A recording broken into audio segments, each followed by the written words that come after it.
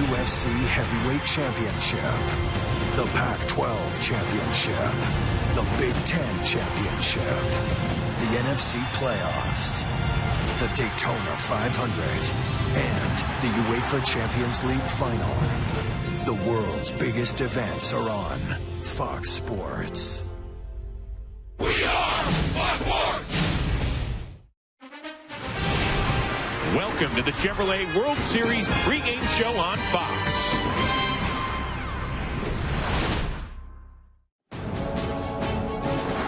Game 1 of the World Series was a perfect display of postseason baseball between the game's two best teams. With their ace on the mound, St. Louis quieted the powerful Texas lineup. And then, to the delight of the hometown faithful, the Cardinals dealt the first punch. The Cardinals get 2 runs on a long single by Berkman.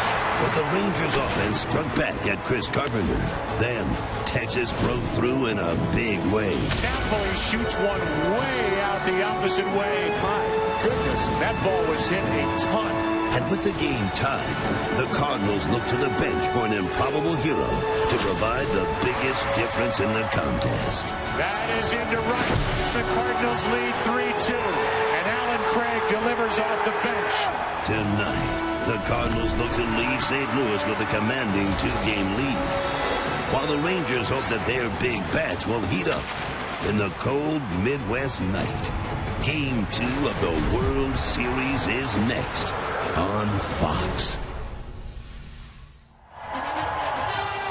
The Cardinals hope to hold serve and use this home field to its advantage again tonight.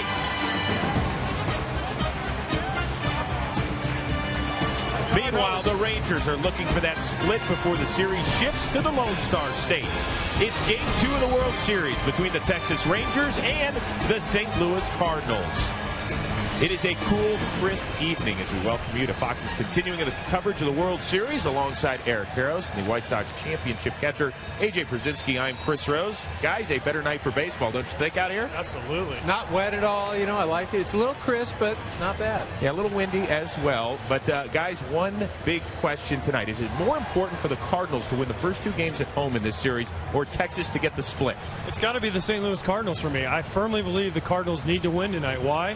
They're going to Texas. Texas can implement the DH, bring it back. They also have Kyle Lohse and Edwin Jackson, who haven't exactly lit it up against the Texas Rangers in their career. They have almost a combined 11 ERA. I remember Edwin Jackson pitching to me this year, giving up 11 hits in 5 and 3rd innings. So the Cardinals need to win tonight, go up 2-0 before they head to Texas, where Texas is going to find a way to get their offense going. Yeah, see, I'm on the other side. I don't think it's all that. But Texas has to win. It's not on St. Louis.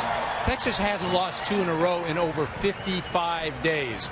Plus, they don't want to go to Texas 0-2. We saw that story last year when they went to San Francisco and went back 0-2 in the World Series. Didn't turn out so well. On top of that, their #1 starter, Wilson, if he lost, and then you throw Lewis, their most experienced guy, he loses, then it rests on the shoulders of 2 young left-handers. Very important for Texas tonight. Well, guys, one of the Cardinals veterans that's smiling tonight is Lance Berkman. This is his 2nd taste of the World Series back in 2005. It didn't work out so well for him.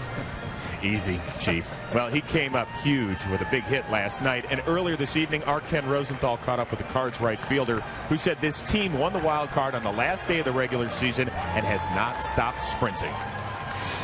You always hear that the hottest team in the postseason is the team to beat, and certainly we got hot at the right time. We finished up the last month strong, and so far I've had a good run here in the postseason. So I do think that the more success you have, the more breaks you get, the more confidence as a team you have, and when it starts rolling that way, it's helpful.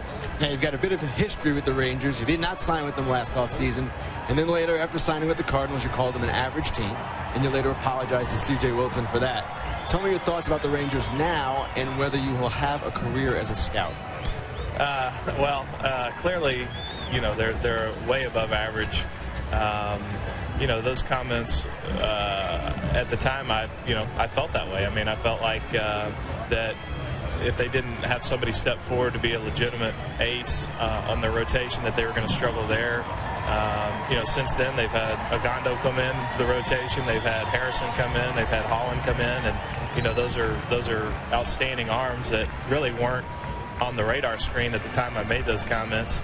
And so it's one of those things where, I was asked a question, I gave an honest opinion at the time, which clearly has turned out to be incorrect. And if you say something, you got to stand behind it. And I'm more than happy to say that I was wrong about the Rangers. Lance, thanks a lot. Chris, back to you. All right, guys, thank you very much. What's the big deal? He apologized. Let's move on. Yeah, but he should apologize for that spot. I know stuff about hair dyeing. I know it's the playoff beard or whatever, but come on, mix in some dye or some. Wait, what do you know about hair dye? Look at this. Look at this. Nothing good. Hey, guys, I watched that Lance Berkman base hit. It actually started foul, and then you saw the Alan Craig base hit. Nelson Cruz almost came up with that. It's literally a game of inches. Could have gone either way last night. Well, it really could have, and I think the game turned for me on a defensive play Albert Pujols made in the 6th inning. Kinsler on third base for the Texas Rangers. Michael Young up at the plate. He flares one down the first baseline. Pujols makes a great play, gets up, throws the ball to Carpenter, out of the inning right there. If they score there, then they go ahead, and then the bullpen takes over. It's a completely different game. Tony La Russa said the most important play of the ball game. It seemed like last night was the first night in the whole postseason that the breaks totally did not go the Rangers' way. You talk about that play by Albert Pujols, another inch or two, he hits it maybe a tick harder, it gets by him. The Alan Craig play, Nelson Cruz just missed it.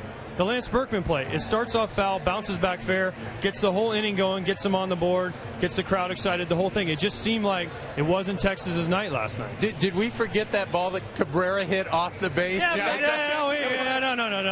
Hey, guys, as we get ready for Game 2 here in St. Louis, we want you to be a part of the conversation on Twitter. You can follow me at Chris Rose, all of us at MLB on Fox. And we have a guest tweeter, the Phillies All-Star center fielder, at Shane Victorino. Don't forget, apply the hashtag World Series. You see that in the upper corner of your television screen. Well, depending what happens in this series, this could be Albert Pujols' final home game in a Cardinals uniform. He talks about his wild emotions and his connection with the city of St. Louis when we come back here on Fox.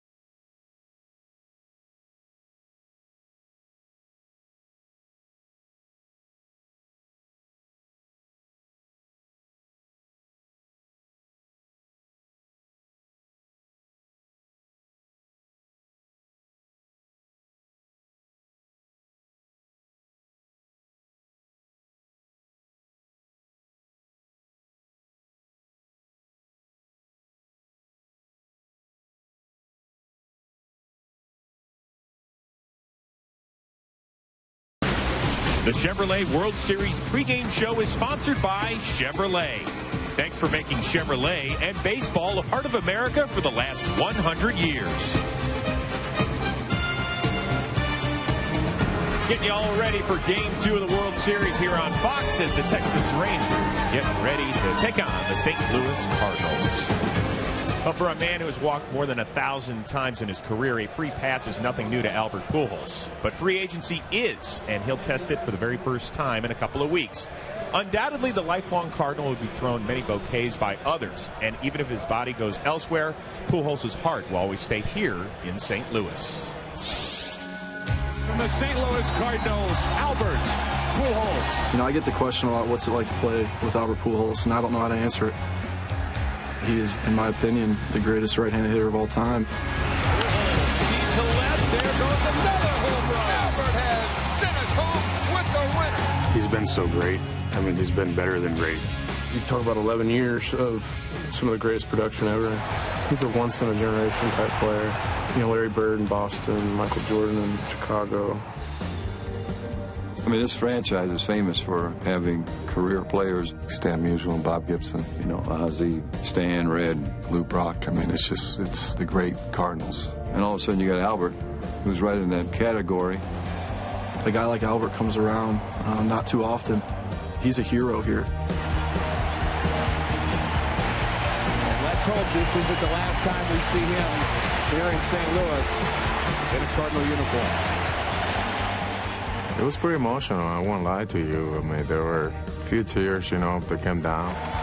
Those walk-off home runs and those standing ovation. Those are the moments that you take with you, you know, and share with your family and friends.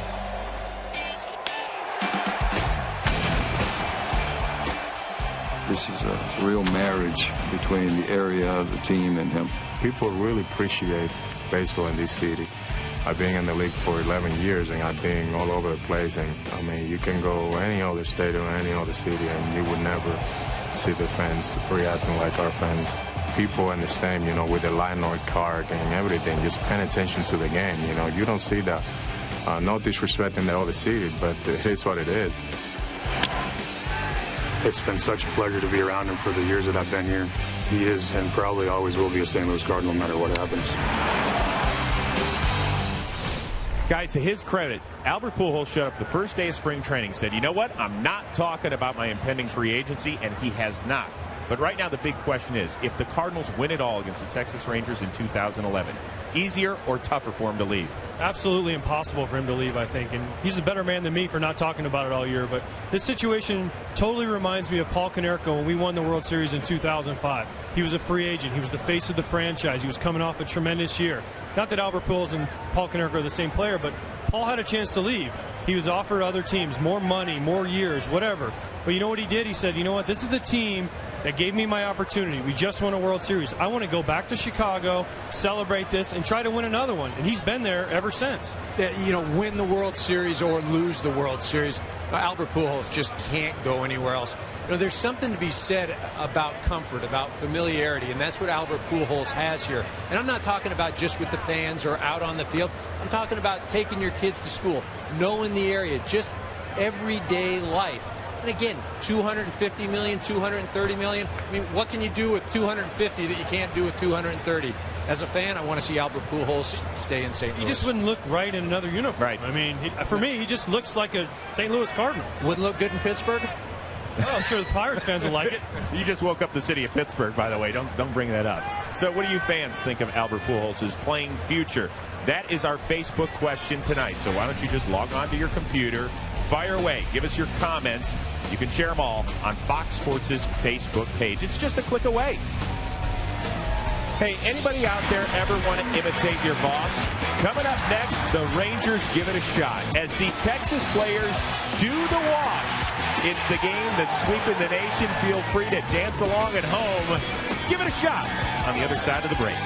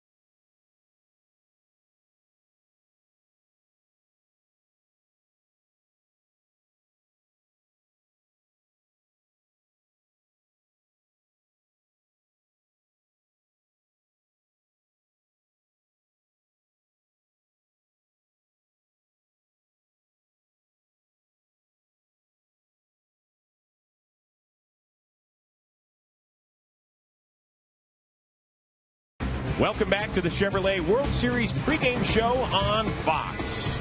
Getting ready for first pitch of Game 2 between the Rangers and the Cardinals live here in St. Louis. There's a 3-time NL MVP hugging a ALCS MVP, Albert Pujols and Nelson Cruz.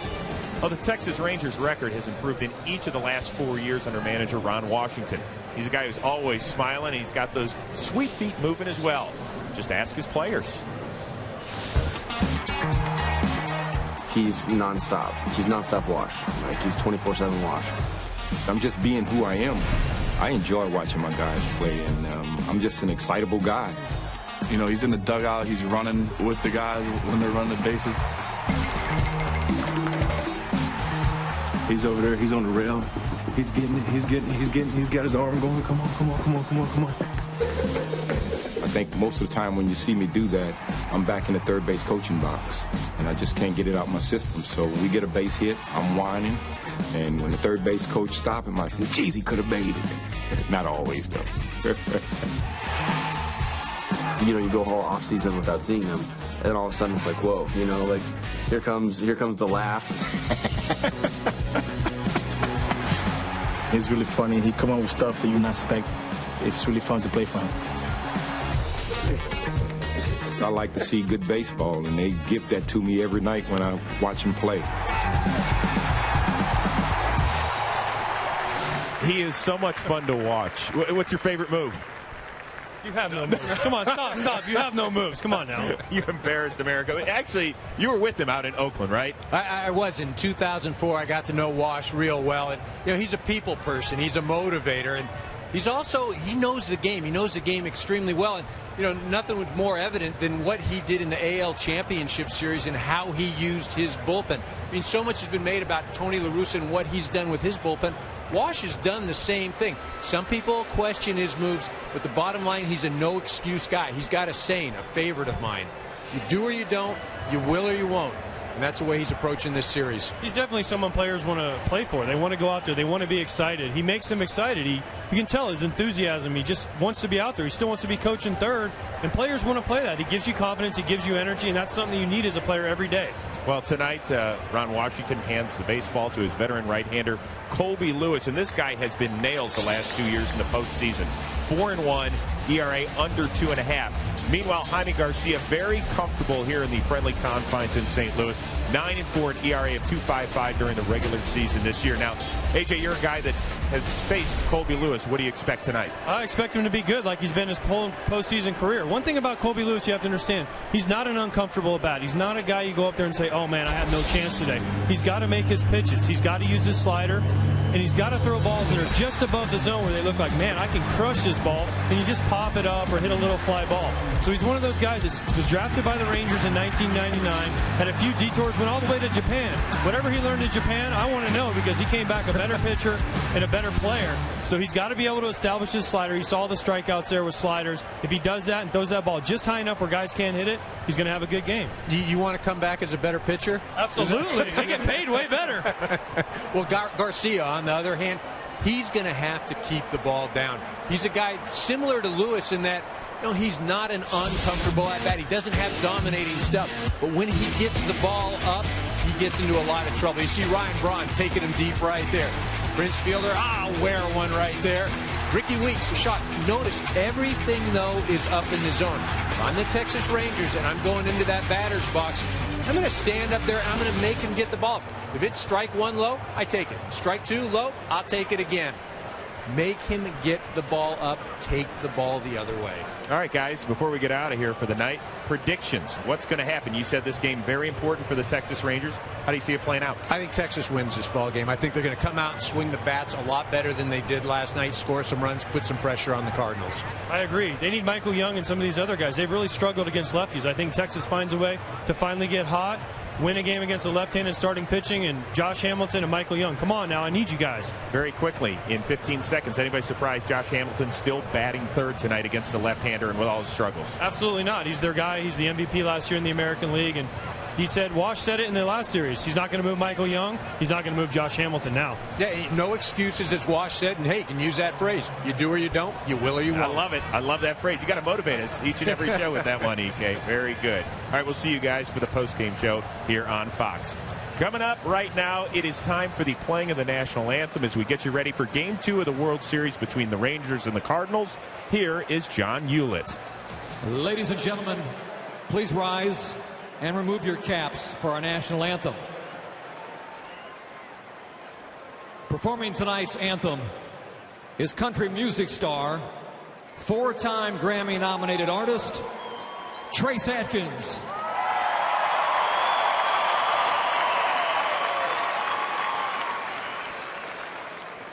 Oh, say, can you see by the dawn's early light what so proudly we hailed at the twilight's last gleaming, whose broad stripes and bright stars through the perilous fight o'er the ramparts we watched were so gallantly streaming, and the rocket's red glare, the bombs bursting in air, gave proof through the night that our flag was still there. Oh, say does that star-spangled banner yet wave o'er the land of the free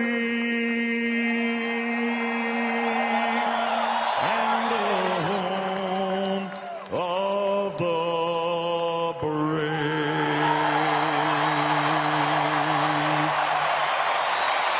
Just about ready for baseball in St. Louis. Coming up, Game 2 of the World Series. The Rangers looking to get even. The Cardinals trying to win at home sweet home. First pitch around the corner.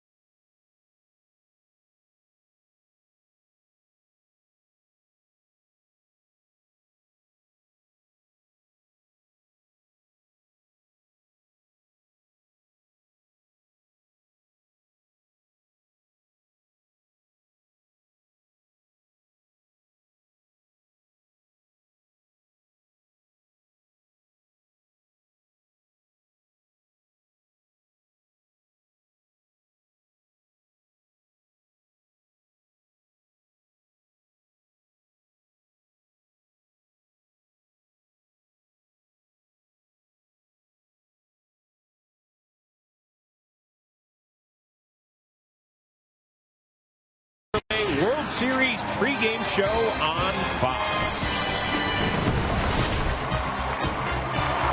Almost time to see if the AL champs can even the best-of-7 series at a game apiece.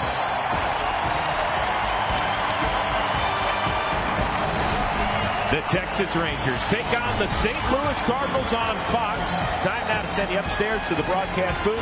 Hello, Joe Buck. Hello there, Chris Rose, and hello to everybody out there watching Game 2 of this 2011 World Series. I'm Joe Buck. Tim McCarver is coming right up. Well, coming into Game 1 of this series, all anybody was talking about were the playoffs and all the runs and blah, blah, blah. It's supposed to be the year of the pitcher, and yet last night we kind of went back to the old way of playing baseball, old meaning during the regular season. The St. Louis Cardinals did a lot of little things right, Tim McCarver, to win Game 1 here last night. Yeah, power can be mesmerizing, and I think what last night's game showed is that baseball has a way of getting back to showing people how and why you often win games. That's with pitching and defense. Anticipate the same type game tonight in the cold weather. Tony La Russa, however, reminding us that when these two teams go to Arlington, watch out. They're going to put a lot of runs on the board in the warmer climate. It is not as cold as last night, 50 degrees. The wind is whipping around this stadium. And guess what? There's no rain in the forecast. Hallelujah. Tonight it's Colby Lewis, the right-hander, taking on Jaime Garcia, the lefty, for the Cardinals. The Cardinals have won 10 World Series championships and featured some of the greatest players to ever play the game. But sometimes it's not the men that will one day have statues erected in their honor that are the heroes in October. In 1964, it was a young catcher that supplied some extra inning heroics. 1982 saw an unlikely World Series MVP in Darrell Porter. In 2006, it was the little guy, literally, who was the hero. Last night, another unlikely player made his mark in the Fall Classic. Who will be the hero tonight? It's Game 2 of the World Series on Fox.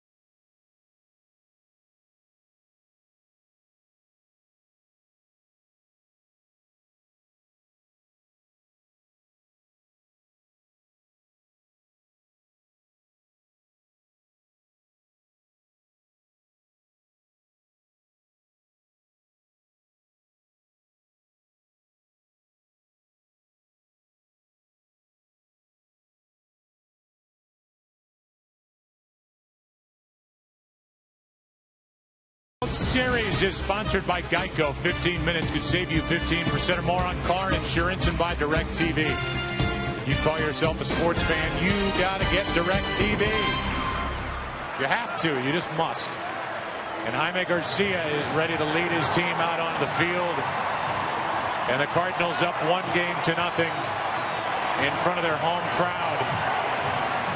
With 46,406 packed into this third version of Busch Stadium last night to watch Game 1. Tonight's opening pitch brought to you by Budweiser. Great times are waiting. Grab some buds. Clydesdales were here earlier, that hitch. And back in the day, Gussie Busch used to ride around on that hitch and wave to the fans. And now it's Jaime Garcia getting ready to go. And the Rangers starting lineup brought to you by Taco Bell. Pick outside the bun. Ian Kinsler leads it off. He's at second. Elvis Andrus is hitting second and short. Then it's Josh Hamilton, Michael Young, Adrian Beltre. Nelson Cruz is in right. Mike Napoli hits seventh again. He homered last night. Craig Gentry gets the start against the lefty. Garcia and Colby Lewis pitching and batting ninth. And the guy that has all eyes on him, number 54, and he is 25 years old, Jaime Garcia. Rangers' plan tonight is to make Garcia not only throw strikes, but high strikes. Boy said Texas must bring him on the plate. He gets a lot of outs on balls that are off the plate. Hitters are too aggressive with him. Electrifying changeup, a good curveball, a cutter, and in double play situations will throw the two-seamer. Home plate umpire is Greg Gibson. He is joined by Alfonso Marquez at first. Ron Kolpa is at second. Ted Barrett is at third. Gary Cedarstrom down the left field line, and Jerry Lane, who's the crew chief, is in right. Ian Kinsler is leading off in this lineup, and it is a group of 9 hitters who have never faced Jaime Garcia, not even for one at bat. Usually when that happens, the pitcher has the advantage. And off we go in game 2. Strike one. Kinsler had 2 hits last night, and he has 13 this postseason. Just under 300. Breaks his back. Tests for Cobb. Has a good arm. 1 out. Well, you know, for Collins at short, there are no surprises defensively. Same the outfield as last night. Holiday, Jay, and Bergman left to right. Freeze for Kyle, Punto, Pujols. Same group as game 1. Yadier Molina does the catching. And Jaime Garcia is the second Mexican-born starting pitcher to start a World Series game, and the first since 1981 when the great Fernando Valenzuela beat the Yankees with a complete game in game 3 as a rookie, a 5-4 win. That was after the Yankees had won the first 2 games at Yankee Stadium, a series won by the Dodgers. And you remember that season when Fernando burst onto the scene through shutouts in 5 of his first 7 games. Fernando Mania was born. Strike one on Elvis Andrus.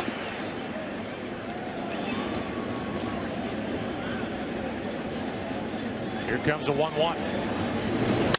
The opposite way. Pujols stabs it, goes to the bag. 2 out, and we go down to Ken Rosenthal for more on the history with Garcia and Fernando.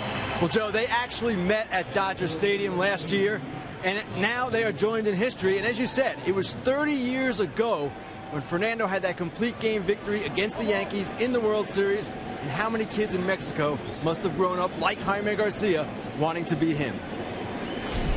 Thank you, Kenny. Reynosa, Mexico is where Jaime was born. And he was actually born 5 years prior to Fernando bursting onto the scene. As Josh Hamilton digs in with 2 out, nobody on. Here's a 1-0 from Garcia. That misses 2-0. The reason that Fernando Valenzuela won only 13 games that year and was Rookie of the Year, however, it was a 51-day strike in 1981. So an unusual season, unusual pitcher. And these are unusual swings from Josh Hamilton. He just does not look right. No, he doesn't. And if he's got that strained left groin, that's that power leg with his swing, and he looks like he is A little off balance when he's taking these hats. That's ball 3. What happens when you have something wrong like that? You try to rush your hands. You bring your hands out front. And the two elements of hitting, one of which is to wait. He trades in a bat for an out. And that big number 3 presence of Josh Hamilton still without a home run this postseason. And it's a quiet top of the first for Garcia. No score, bottom half, game 2.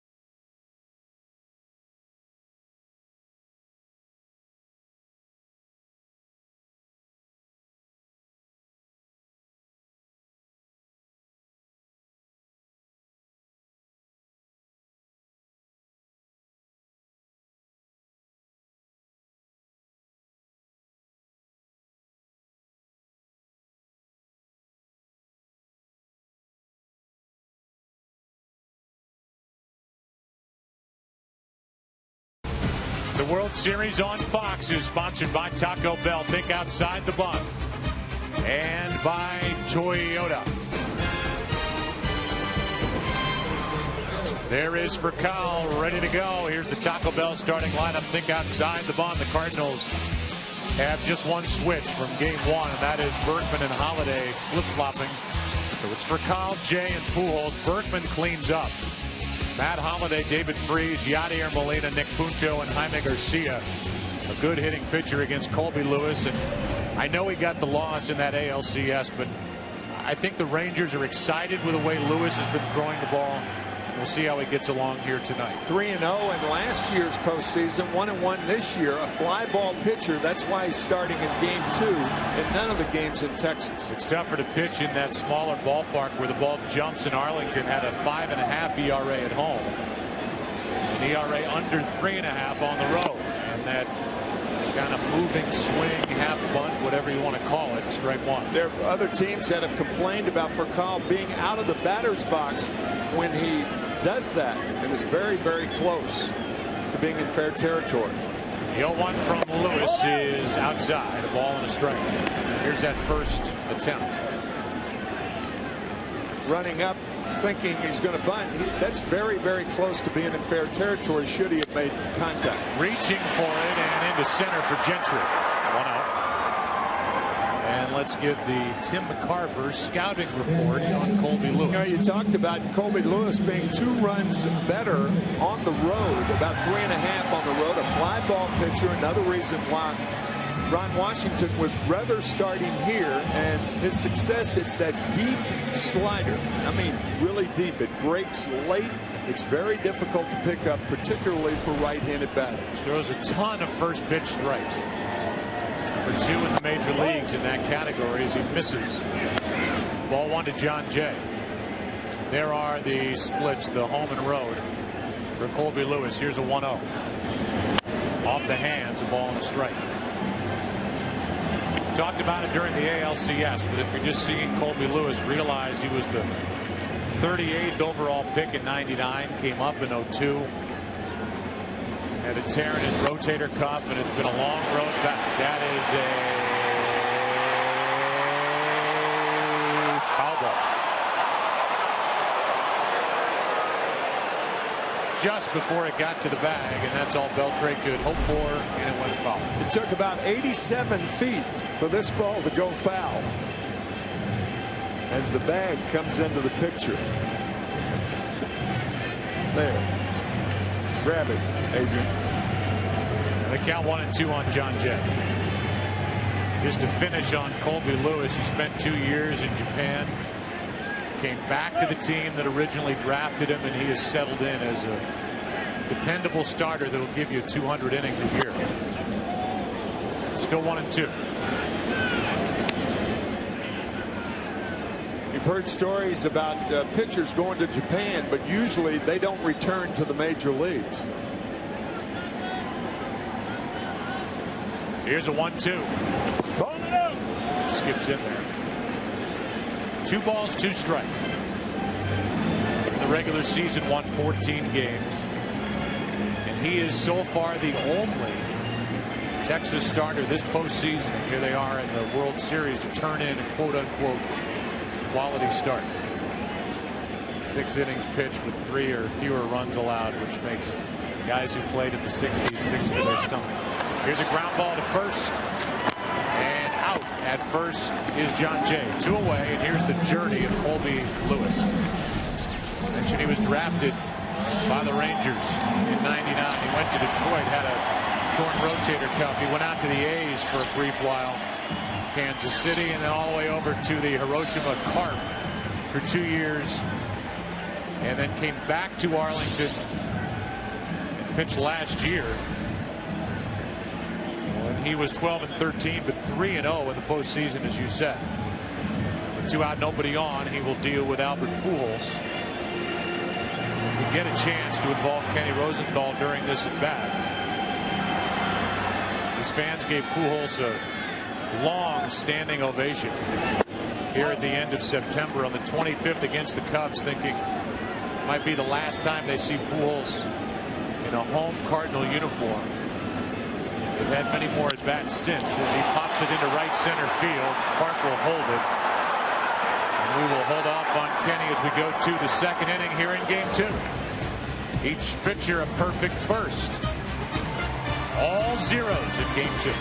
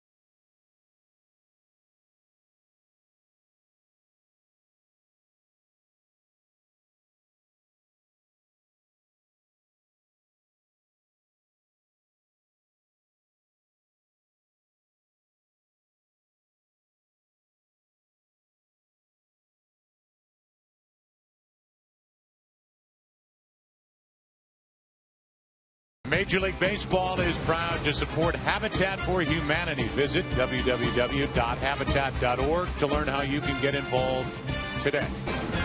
Beautiful look at downtown St. Louis, the Arch, as we go to the second. Garcia back to work. Strike one to Michael Young.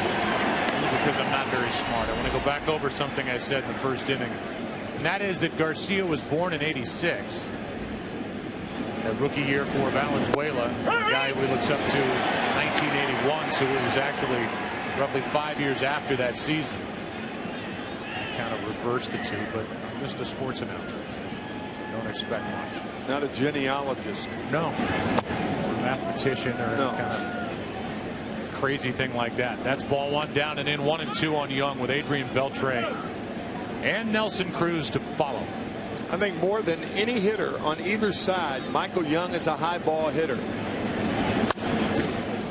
Spoiled that pitch, 1-2. Uses the other field. And game 6 of the LCS against Detroit, a perfect example. He doubled down the left field line, doubled down the right field line, and homered to center field.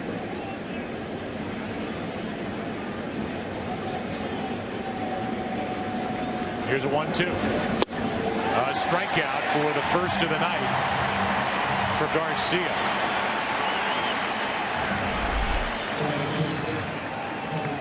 That was a cutter up, and Young missed it. Very impressive through the first 4 hitters is Garcia. Who is 26-15 over the last 2 years.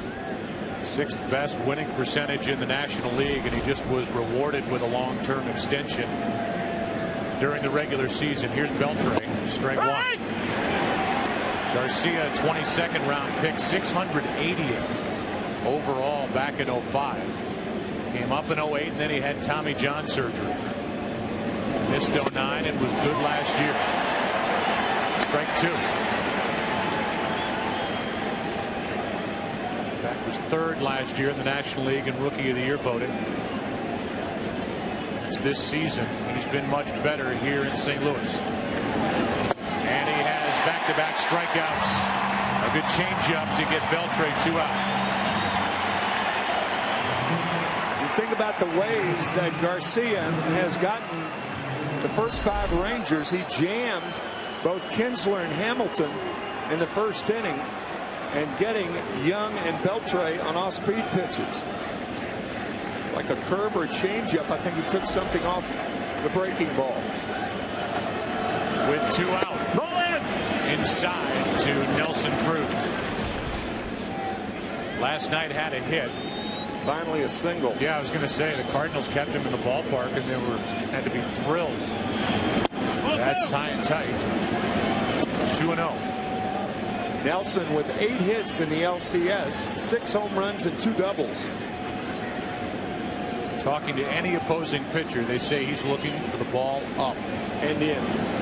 Very quick. 2-1. You notice the Cardinals stayed away from him for the most part last night.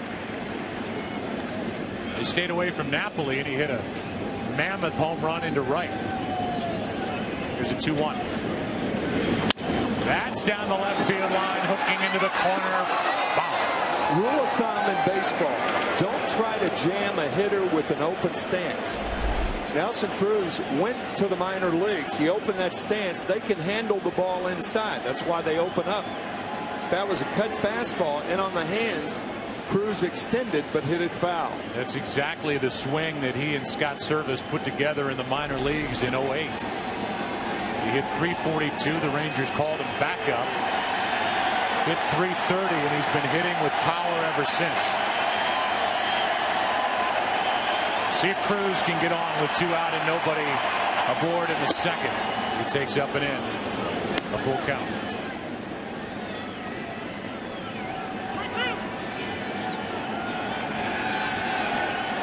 And now the next from Garcia, working fast. Sounded like he broke his bat. Little pop up and Punto out to grab it. And the first 6 have been retired by Garcia. For the 3rd out in the first and in the second, a broken bat. After an inning and a half, no score.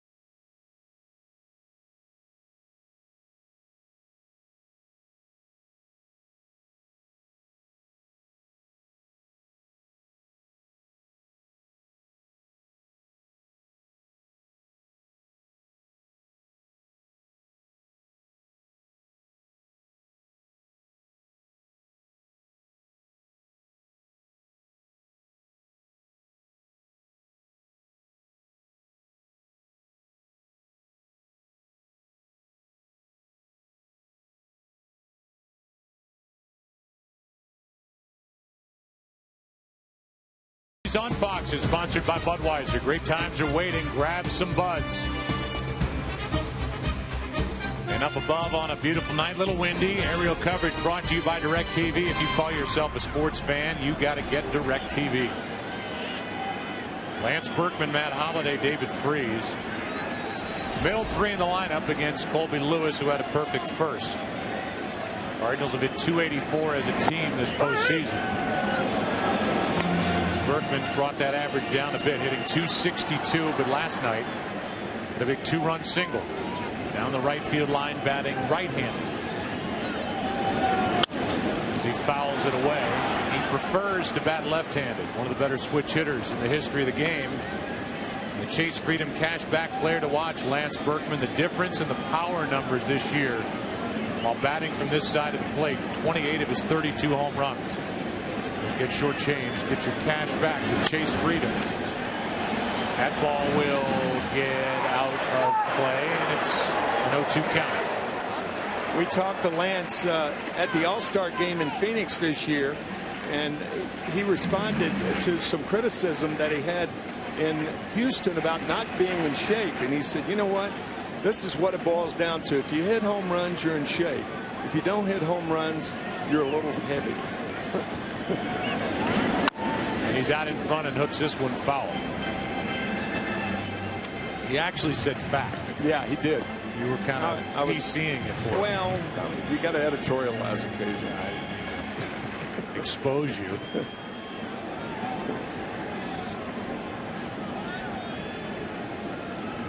He has really changed the feel inside that Cardinal clubhouse. First of all, he's had a great year. Well, he's funny, too. He's a funny man.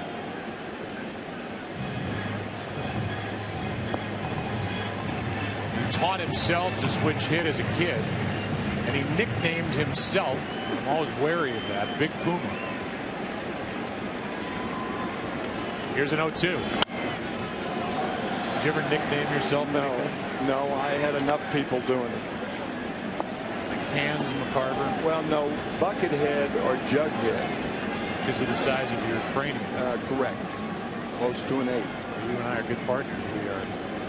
We relatively look normal next to each other on camera. That's out number 1. And a good pitch down and in from Colby Lewis. And a strikeout starts the bottom of the second.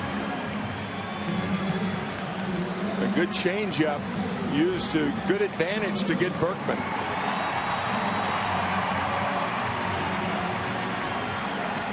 With 1 out, it'll bring in Matt Holliday, who is hitting .407 since the start of the NLCS. Colby Lewis has been hitting his spots. He's been impressive through 4 batters.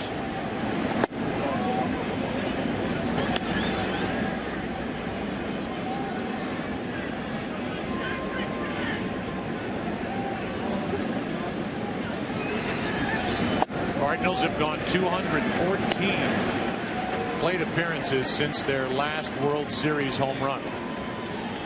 That includes tonight. You have to go back to Game 1, the 2006 World Series at Detroit.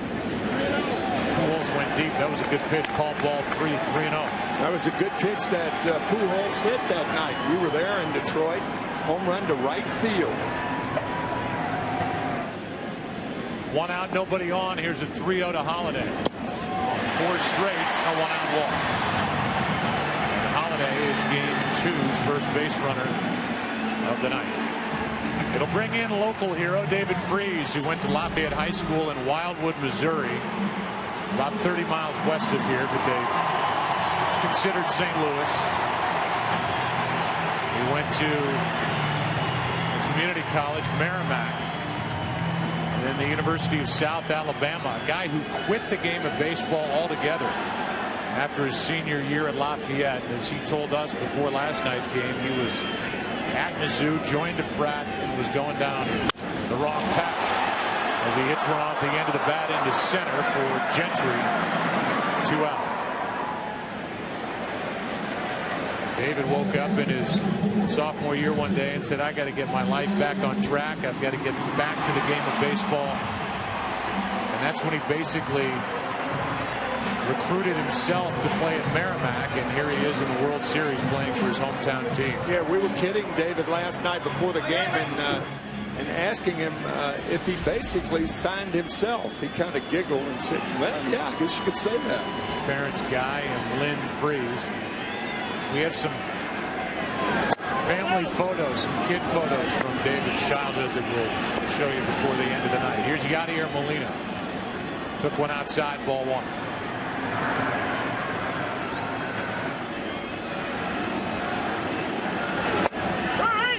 Strike one. That was a slide step used by Colby Lewis. When a pitcher picks up his leg, obviously it takes more time to get it down. Easier to run on that pitch. So Lewis mixes that in, that slide step toward home. With 2 out. Again, and this one on the outside corner, strike 2.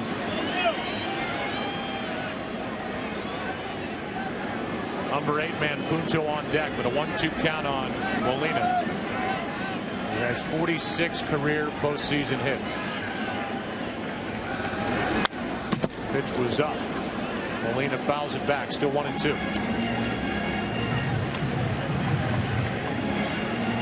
His tattoos on the neck of Yadier Molina, new for 2011. There is where Yadier ranks for. Remember, there are more rounds now than there were for a guy like Yogi Berra, which means his 71 among catchers in postseason history, all the more impressive. Remarkable. Yogi Berra, I mean, you look at his numbers and what stands out as much as the hitting, the few strikeouts that he had. He averaged about 14 strikeouts for 6 years from 1951 to 1957. That's 14 a year. Remarkable. Incredible. Unbelievable. And he honed those skills on the hill here in St. Louis.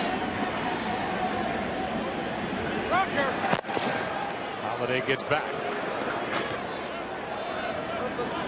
Growing up, of course, with Joe Garagiola in the same block. Joe Garagiola Jr. had a long chat with him yesterday before the game. Looks for MLB as Molina chased it up and away, and a good start for Colby Lewis. Cardinals strand their first. Into the 3rd inning we go. Game 2. Still all zeros.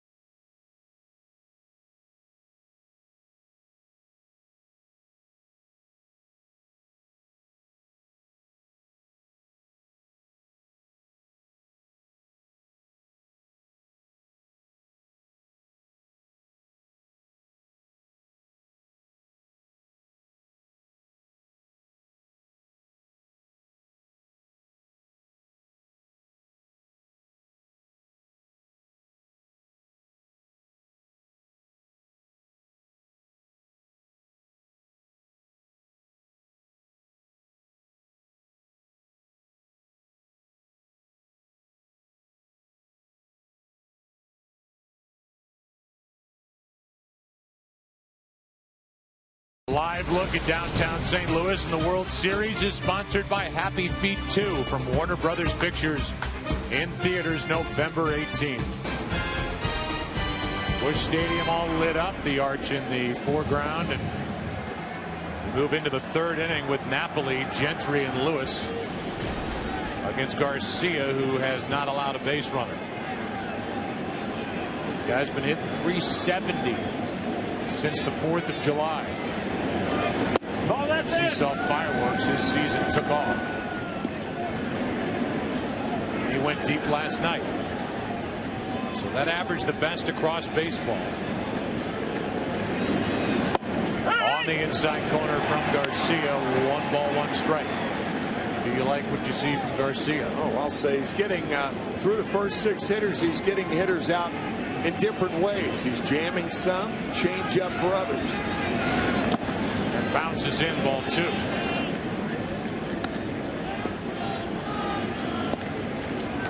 This will be the 28th pitch of the night. The watchful eye of Dave Duncan.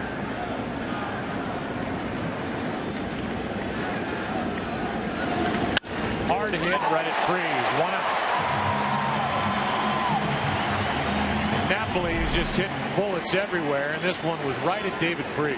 That was a slider down and in, and Freese dropped to the left knee to make the play. Brings in Craig Gentry, who is hot as well since the 9th of September. Guy's hitting .390, except he's had a tough time cracking this lineup. It's the guy he battles for playing time, David Murphy, has been just as hot. Pinch hit last night, struck out. So 0 for 1 in this World Series, ball 1 high. If you're a platoon player, it's tougher when you're a right-handed pitcher because you're only playing against left-handers, and there are fewer left-handed pitchers in the game than right-handers. That's a little high. It's 2-0. I guess the moral of that story is mom and dad, don't let your son grow up to be a right-handed hitter. Here is a 2-0. Ball out. It's outside. 3-0. Make him a lefty. There's David Murphy, left-handed hitting outfielder and a good player. Here's a 3-0. 3-1, the old automatic.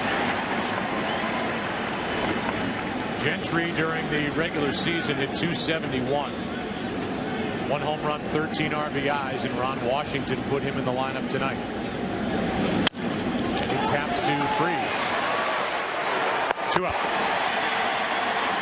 So with a pitcher coming up, 2 out, nobody on. We'll tell you more about the city of St. Louis. You know about Anheuser-Busch Brewery, largest beer producing plant in the U.S.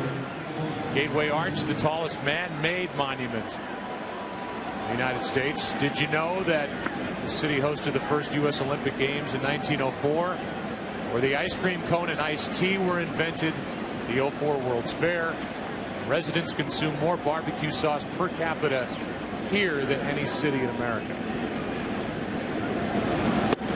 There's ball 1 low to Colby Lewis. Last night, most of the crew and I dined on toasted ravioli, also a St. Louis original. Off the end of the bat for Kyle, has plenty of time and a good arm. That's a good combination. And we go to the bottom of the 3rd. They also have these big horses with big feet and the hair around their feet. They're called Clydesdales. No score after 2.5.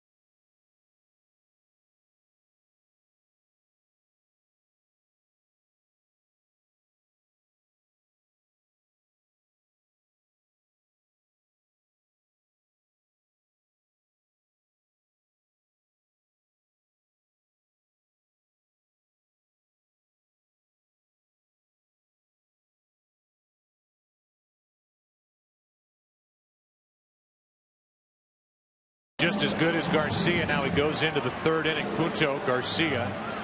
The pitcher then for Kyle. He has walked 1, struck out 2. Nick Punto is first up. He had a hit last night, 1 for 2. That's what he's done this postseason. Tony La Russa toyed.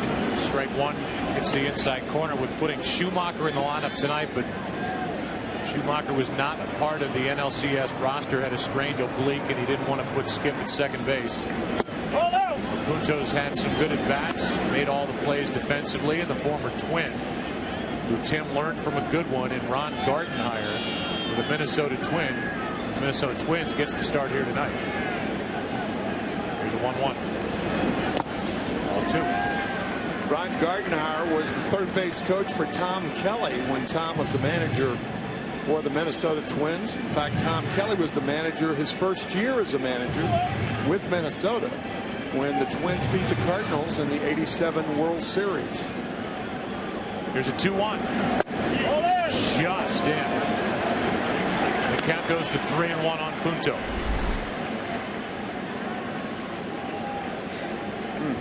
Close. That's our unofficial look at the strike zone here at Fox. And from a close pitch on 2-1 to a 3-1 ground ball off the bat of Punto. And here is Mike Maddux, pitching coach for the Rangers, and we asked him first about if he liked what he was seeing out of Colby Lewis tonight. But yeah, so far he's got 4 pitches per strike working. He's mixing in and out, up and down. So, you know, he's doing everything he can to keep him off balance, and that's what he does when he's at his best. Mike, the first time I asked you about Colby Lewis, you said check his heart, not only his arm. Yeah, he's got a lot of courage out there. You know, here's a guy that couldn't pass most physicals, you know, and he goes out there and gives us 200 innings over the course of the year. He's been a big game pitcher in the postseason, and you just can't measure how big his heart is and how big his courage is when he goes out there. We just saw your catcher walk past you. Napoli's been some kind of find for you guys here in 2011. I tell you what, between him and Torrealba, they've really stepped up and been the anchor of the pitching staff. You know, you guys have a big comfort zone when they throw to him back there, and Knapp has really excelled here the last second half of the season. Hey, Mike, thanks for your time. Good luck. You bet. Thank you. All right. We mentioned it during the ALCS. This guy is one of the best pitching coaches in the game. For 8 years was in that position with Milwaukee. Now he's in his 3rd season with Ron Washington. And that is a smart family. Not only was his brother Greg Maddux a great pitcher, but one of the smarter guys that you would run across, talking through at bats and thinking ahead of the hitter just about every time he faced somebody in a big spot. One of your lines when Mike Maddux or Greg Maddux was pitching in the postseason was, "Don't ever play poker with him." Oh. Well, he grew up in Vegas. The guy said he knew exactly what you had in your hand. Wear you out. And I would imagine Mike's the same way. 2-2 on Garcia, and if you watch those swings, you know he can handle the bat. In fact, La Russa bunted runners up in the NLCS. Get him into scoring position for Garcia. He flies it into left for Hamilton. Goes back. 2 out.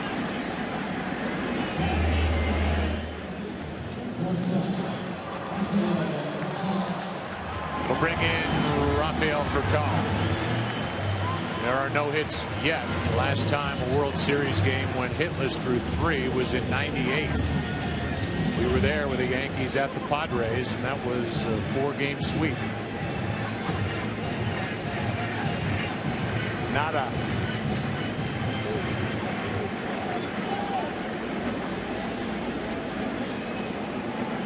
With 2 out for Kyle, stepping up in the box again, takes a strike.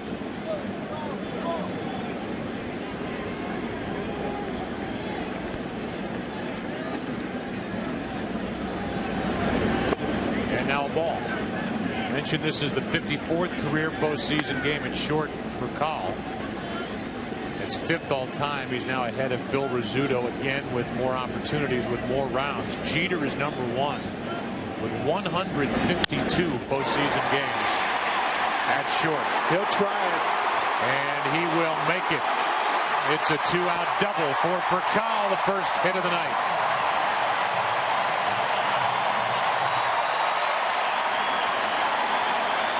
From nada to la línea.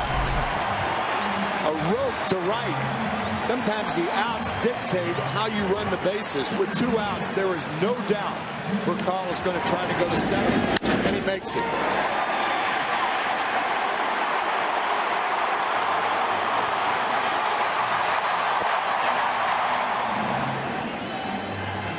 What a pickup. What a difference maker for Vercal has been. This was a very bad defensive team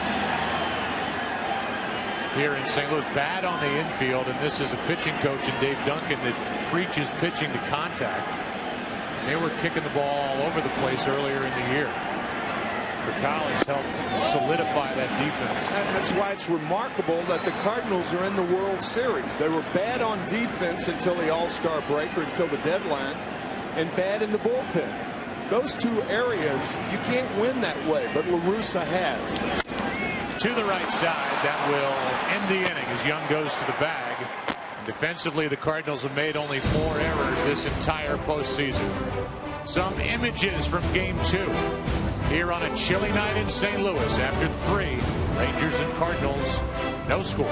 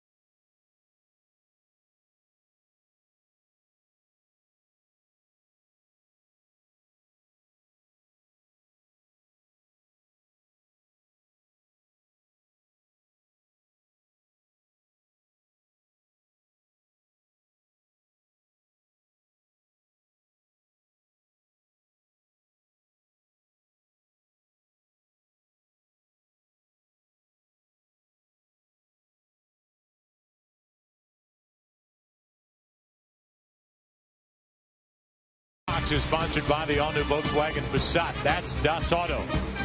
And by Chase. Don't get shortchanged. Get your cash back with Chase Freedom. Nice night. Good pitching again here tonight.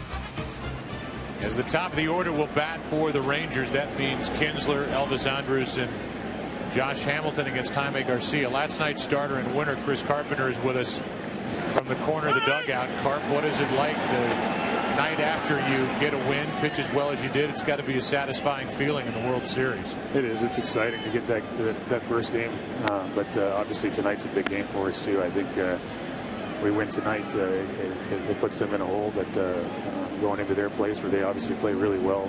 It would be great to get this game tonight. Here's a pitch that misses down and in. 2 balls and a strike. Tell us about that play and that dive at first base last night. You ever done that before? No, I haven't. I don't know what happened.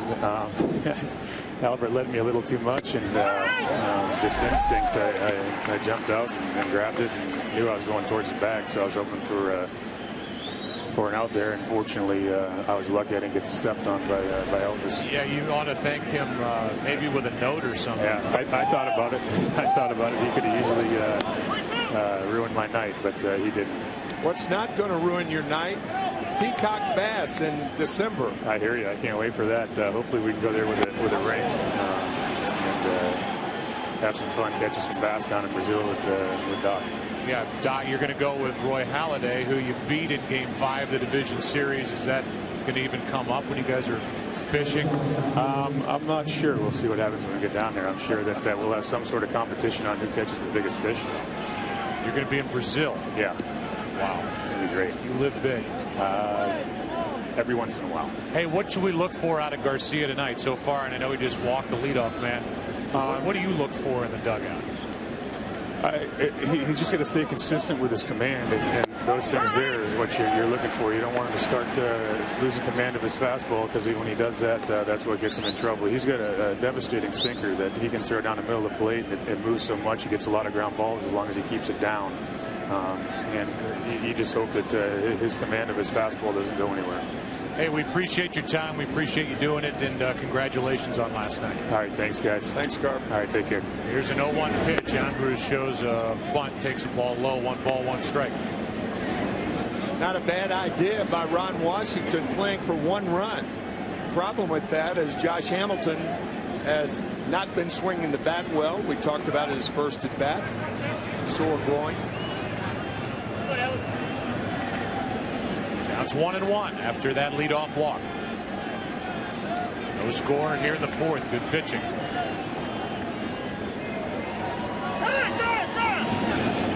You took note of what Ron Washington told us before the game, that Garcia is tough to run against. That's their scouting report, because he hangs that right leg in the air, so it's tough to get a jump. Yeah, normally hangers from pitchers are bad things. Wash calling the right leg a hanger, because when he brings it up, he kind of holds it there. You don't know whether he's going to home or first. That a little quicker, and that bunt was foul tipped to the glove of Molina, strike 2. He rushed that delivery. That was far from the hanging right leg. Of course, with all the scouts around, by the time these teams reach the World Series, they know pretty much everything a pitcher, catcher, hitters have to offer from their scouting system. The Cardinals were so far out of it that while the Rangers and other Phillies, other teams that knew they were going to be in the postseason, started scouting other teams, the Cardinals got a late break and didn't really have anybody watching other teams much in September. Once again, 10.5 back on August 25th. Here is a 1-2 pitch to Elvis Andrus. Blocked by Molina, 2-2.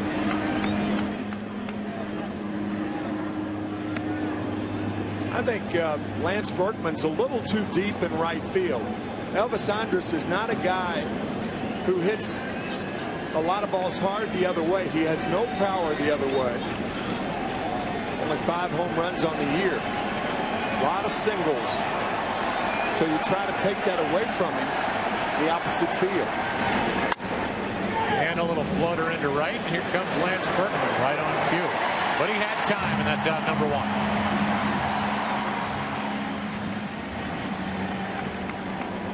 That's why you win Emmys over there in the corner. Josh Hamilton now 1 on, 1 out. Stop it. Here's another fact, World Series fact. Second series where both games 1 and 2 were scoreless through 3 innings. Last night, it happens here tonight. Go back to 1961, Cincinnati and the Yankees, and that's ball 1 to Josh Hamilton, who has not been able to really drive into a pitch. The guy who broke the news about the injury, Ken Rosenthal, is standing by. Here's a 1-0. That's a strike, Ken. You got more on that sore groin. Yes, Joe, I spoke with him today, and Josh said that he spent part of the day tinkering in the batting cage, trying to figure out ways not to use his lower half when he swings. And that's obviously not the preferred way to hit, but he says he has enough upper body strength to drive the ball even in that regard. Now, he says it bothers him most on check swings and when he is running. So you will see him perhaps ease up on the bases a little bit so he can go all out in the outfield. He just flips it into left, doesn't carry it all, and that's out number 2. Boy, it is very difficult to hit when your lower body, when you can't generate any power from the lower body. We talked about rushing the hands and a one-handed swing, and we've seen that 3 times in the last 2 nights. Garcia also had him off balance, and now with 2 out, sure he's getting frustrated. Michael Young, who's had a rough postseason except for that big game 6 in the ALCS. He drove home 5. Digs in. He struck out his first time. He's hitting under 200 this postseason. Time called as Garcia was just staring at Kinsler, who led off this inning with a walk.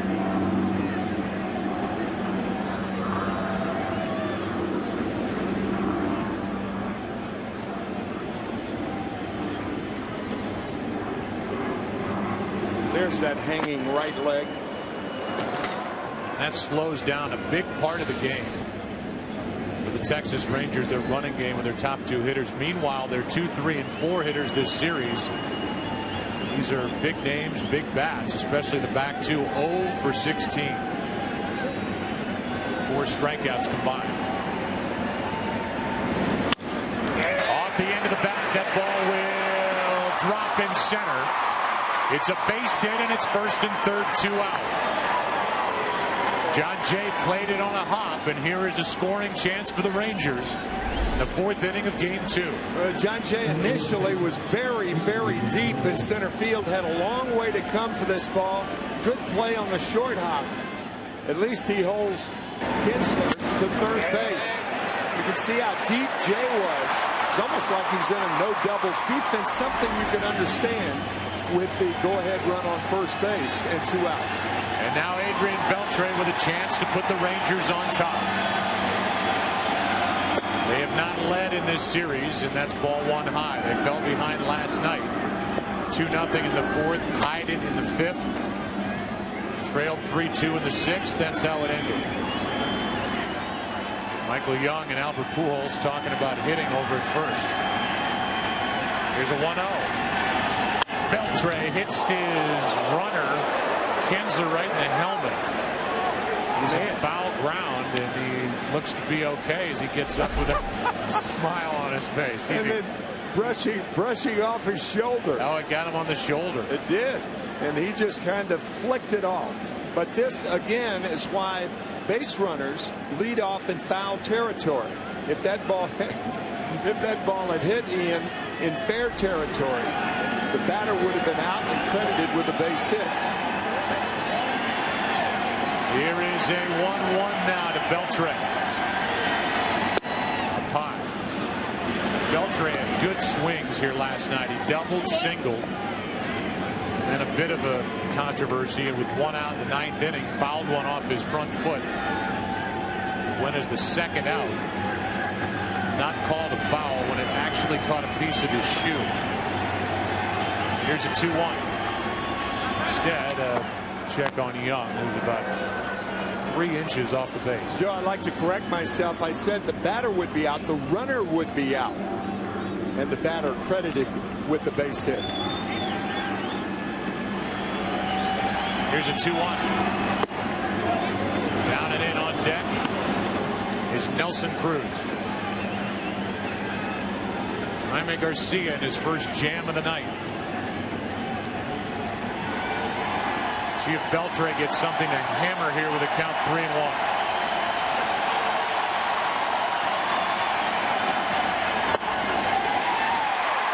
Full count.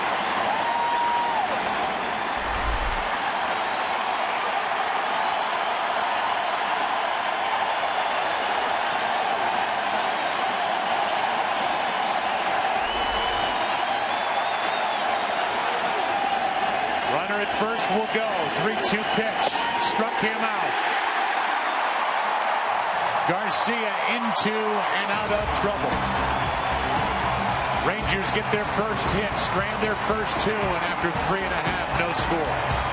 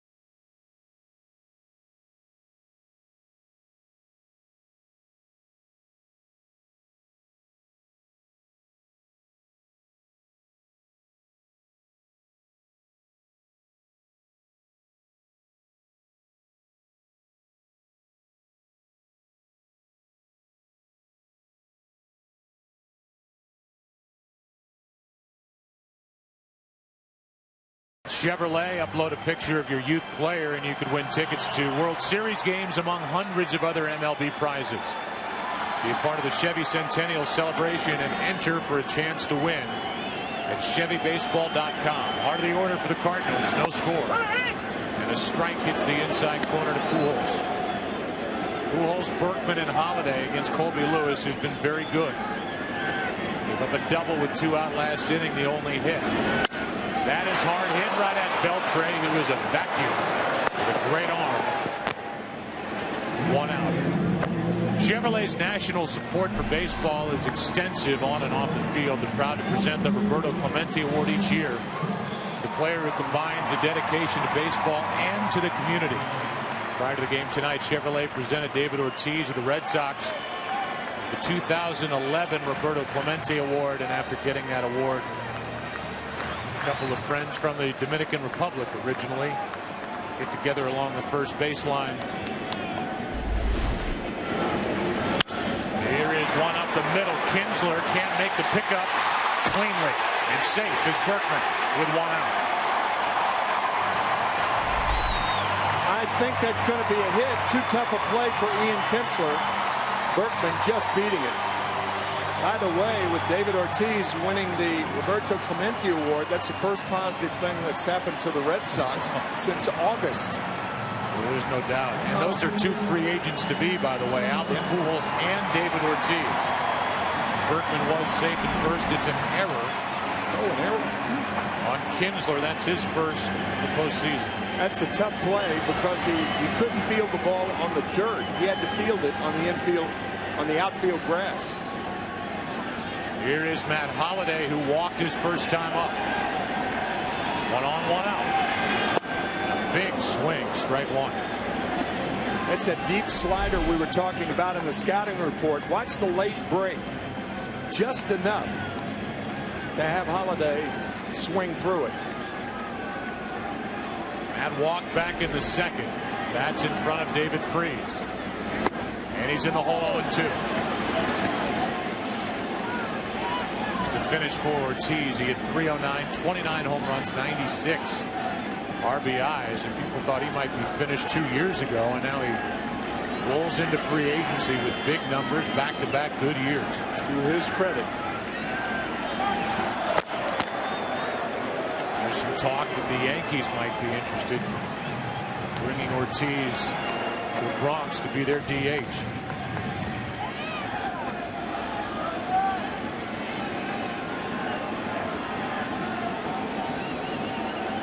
Here's the 0-2. Inside. Ball 1. Not every pitch is designed to get a hitter out. Sometimes you show him the fastball inside to go back outside. You can pick it up. Just watch Napoli and see where he sets up. Way outside. The ball came back over the plate and Holiday fouled it. That was a mistake right there. Napoli wanted that pitch out off the plate. Chad came back over the middle when a catcher moves about 6 inches with that glove. That often is bad news for the pitcher. Slider. Holiday was in the World Series in 07. David Ortiz and the Red Sox took care of Colorado 4 straight. He gets another crack at it in the Fall Classic. He's 1 for 4 so far. 2-2 the count here.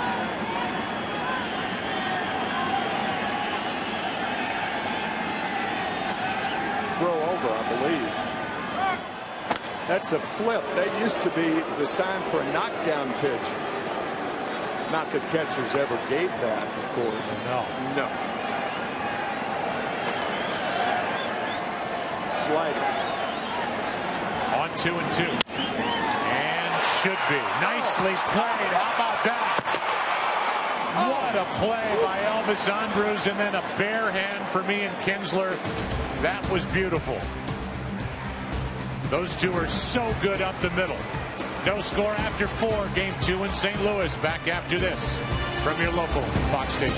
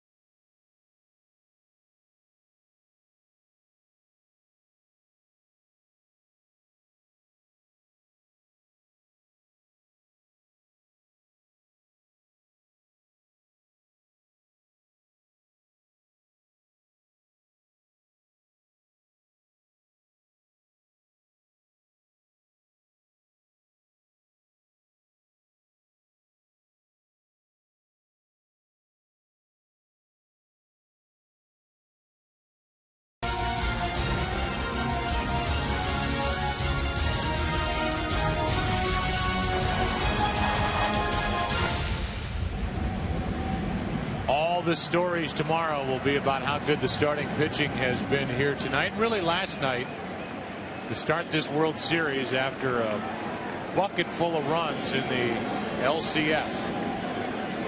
Garcia back for the 5th. He has allowed only 1 hit. He's on as he faces Nelson Cruz. He has that easy delivery, and then the ball jumps in on hitters. Get a real good read on pitches. Good low, tight breaking ball. 1 ball, 1 strike. Cruz, then Napoli, then Gentry. If anybody gets on the pitcher, Colby Lewis.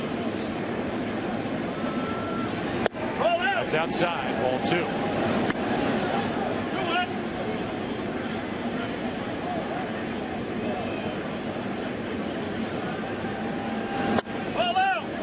Same spot, 3-1. Dangerous pitch, dangerous situation for Garcia and the Cardinals. You do not want to come inside when Cruz is looking inside. Too dangerous. Well, Cruz light up another pitch, and instead it's middle away, and it's a full count.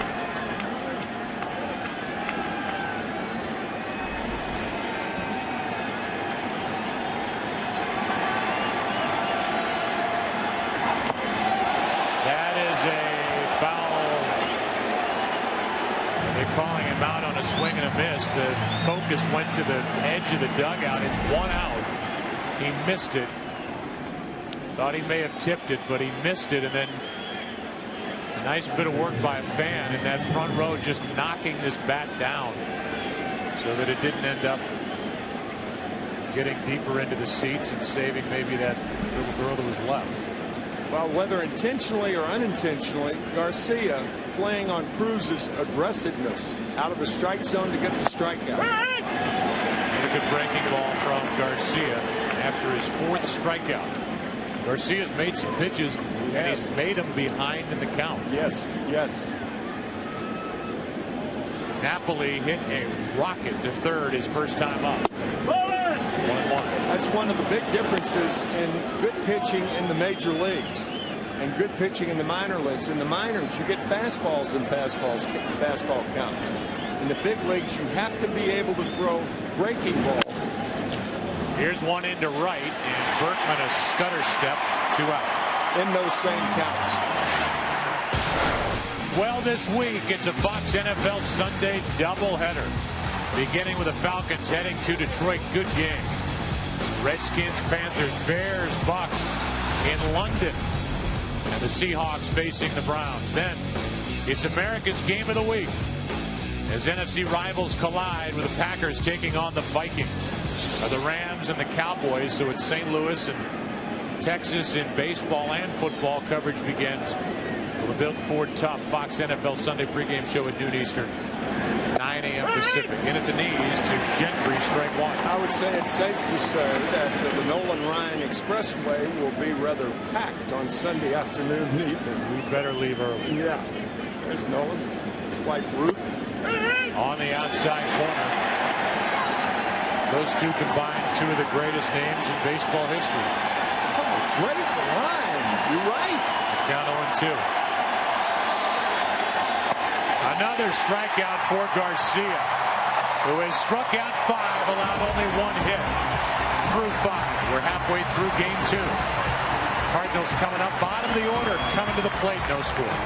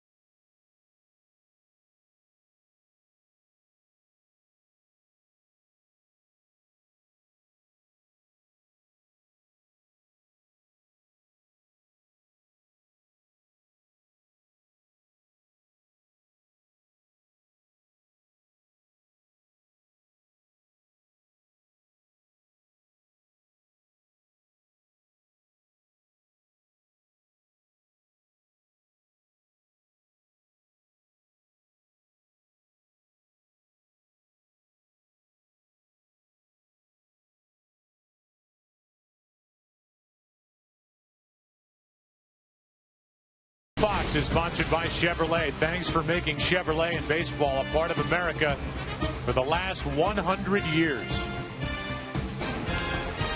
Tonight's aerial coverage brought to you by DirecTV. If you call yourself a sports fan,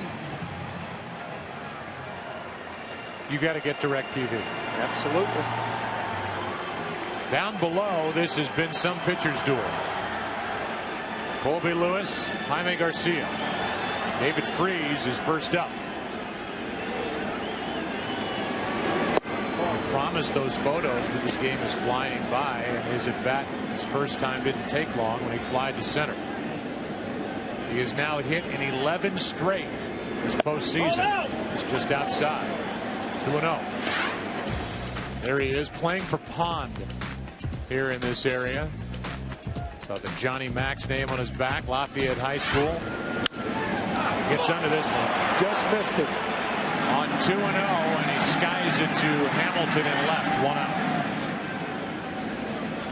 We had pictures of him at Merrimack Community College and later on, but these at-bats just are going so quickly. Oh, Joe, that's what happens too. Boy, you talk about squaring up on a ball. He just got under it. But that's what happens when a pitcher is throwing a 2-0 pitch instead of an 0-2 pitch. There he is at Merrimack. A young David Freese. Yes. And here is Molina, who fouls it away. Strike one. David is 28 years old. And so far, Colby Lewis has retired him on a fly ball to center, 1 to left, and Lewis is matching Jaime Garcia as Molina waits for an 0-1.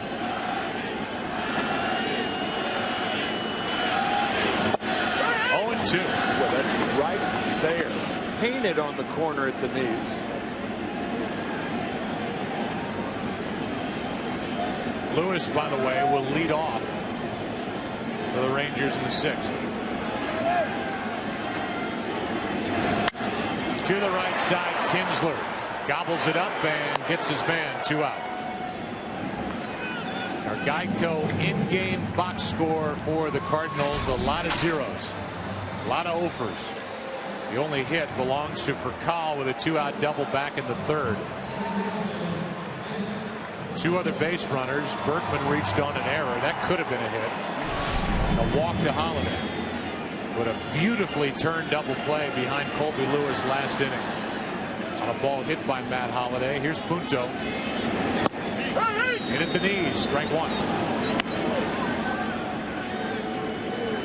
Cardinals in their 3rd World Series over the last 10 years. The franchise to accomplish that. Across baseball, they lost in 04 to the Red Sox in a 4-game sweep at the other Busch Stadium. Beat the Tigers in 06. First year of this Busch Stadium. Here they are taking on the Rangers.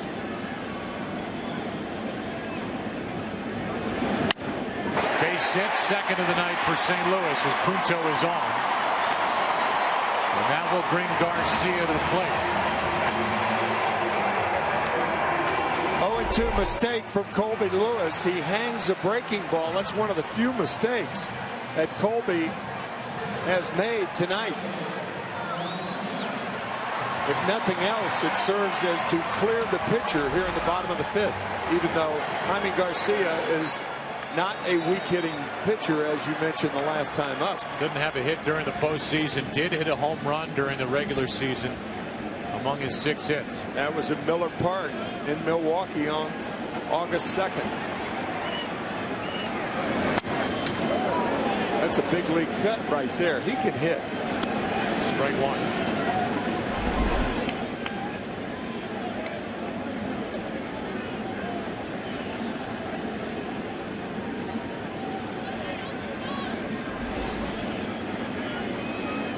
Back to the DH when this series goes to Arlington for Saturday night. The weather's supposed to be nice and warm. Balls will be flying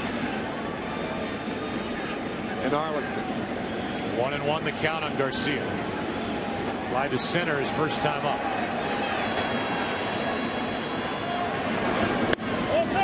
It's upstairs, 2-1.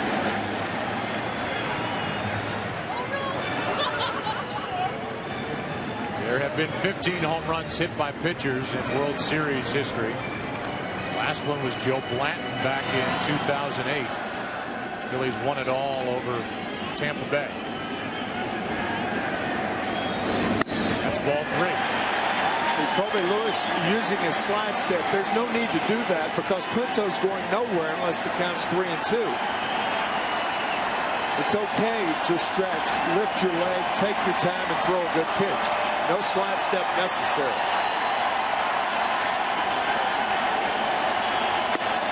A walk to Garcia. Brings to the plate for Kyle and brings to the mound Mike Maddox. For Kyle is a .333 hitter with runners in scoring position during his postseason career. He doubled his last time up. So this will be an interesting matchup for Kyle, and Colby Lewis is trying to keep this thing scoreless through 5.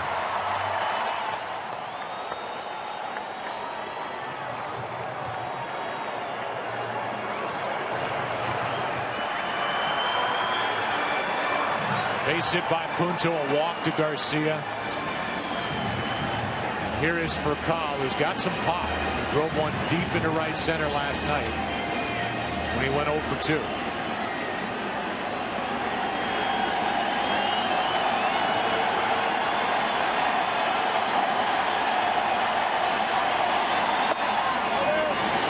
Very good pitch, called ball 1.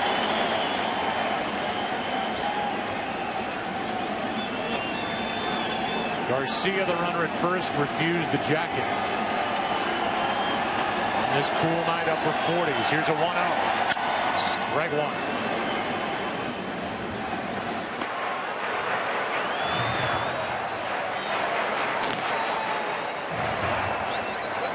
Slight chance he'd hold him up. So make sure they hold him up.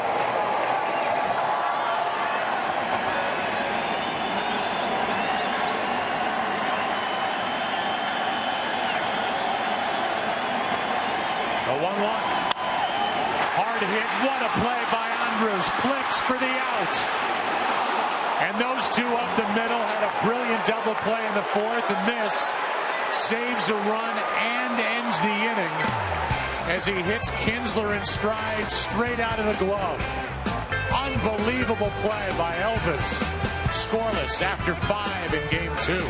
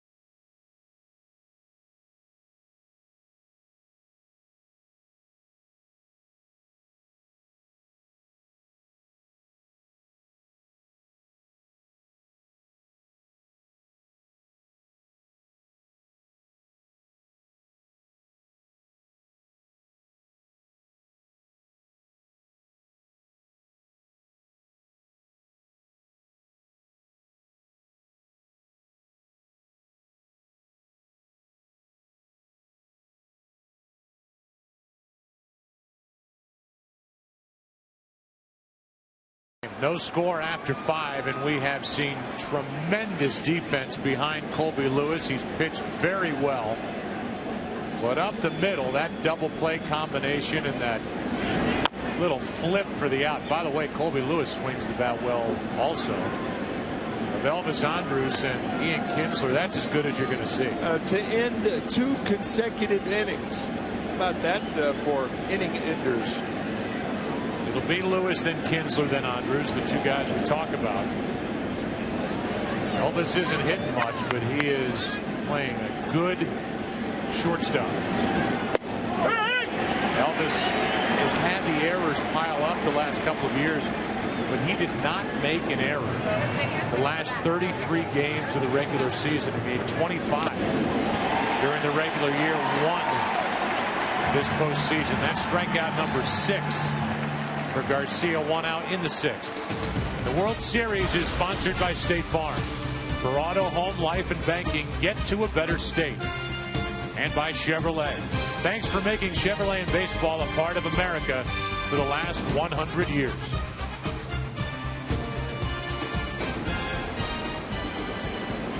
Here's Kinsler, who popped 32 home runs during the regular season, tied for 5th in the AL. Takes a strike.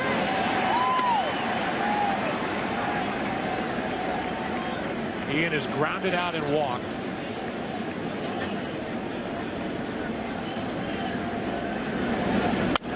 In off the hands and fouled, backing out of play, strike 2. Kinsler hit just .214 on the road during the regular season, but in the postseason, 14 games, he's hit 3 home runs, hitting .339. Away from Arlington during October, and that is another hit. And he's on base for the 2nd consecutive time. And it's time for the Nikon One replay cam, and we replay the double play that ended the 4th inning with a barehanded grab, and then in the 5th, straight out of the glove to save a run and end the inning as Kinsler beat Garcia to the base. Yeah, keep in mind Kinsler was playing Rafael Furcal to pull, so he had a longer way to go to make the tag of the bag to end the inning. 1 on, 1 out for Elvis Andrus. These guys now seeing Garcia for the 3rd time. That might be out at 2nd and out at 1st. Double play. The Cardinals turn 1. And they get the 2 guys who have played so well up the middle for the Rangers. Kinsler out at 2nd.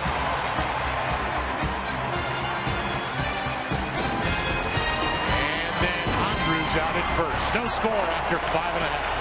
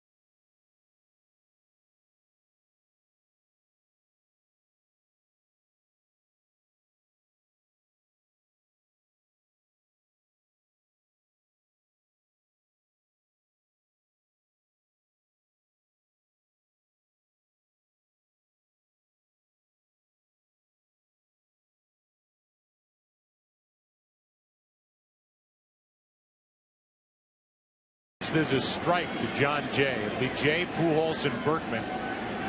Everybody gets on Holiday. Colby Lewis back to the hill. And Jay clunks one up the first baseline foul. Strike 2. Alexi Ogando. He's getting ready just because. Colby Lewis can't be pitching much better. He's been helped out by his middle infielders the last 2 innings.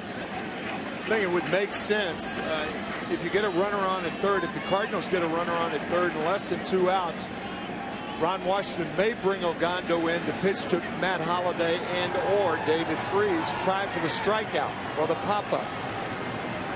Here's the 0-2. Just inside. Ball 1. Meanwhile, by far the best start of the postseason from the Rangers starters in Colby Lewis. He has been terrific. Here's the 1-2. Jay into left center field, and that is Gentry on the move. Got a good jump. 1 out. It'll bring in Albert Pujols, who's 0 for 2. You can see how Gentry is playing off the right shoulder of the pitchers. Very few center fielders, when they're straight away, will play behind the pitcher. The reason for that is they can't see the pitch. When you're off the shoulder, you see the pitch a lot better, and that gives you an extra step or 2. Pujols. Ball 1 outside. Albert has hit 2 home runs this postseason. 15 in his postseason career. He's in his 7th postseason. This year broke that string. As he almost reached 300 again with the average and 100 again in the RBI category. Here's the 2-0. 2-1.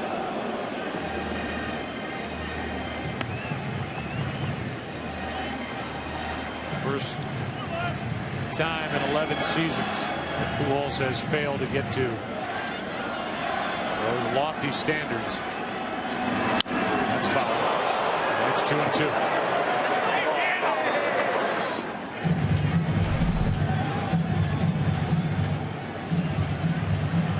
Lewis staying away from Pujols, but Albert with great power the other way too.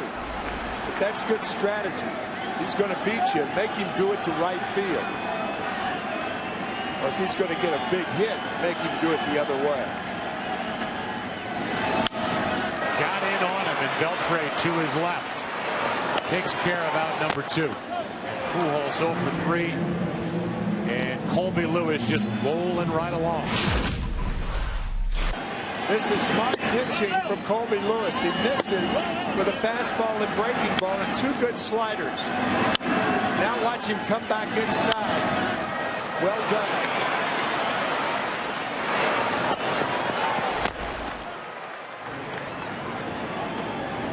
And here is Berkman, who hit 28 of his 32 overall home runs from this side of the plate.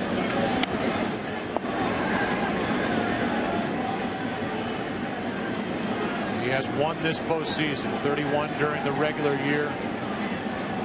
He hit his way to a new contract, $12 million next year, a 1-year deal.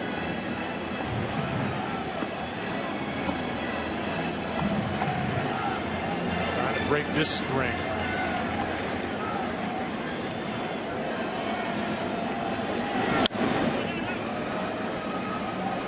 Still 1-2.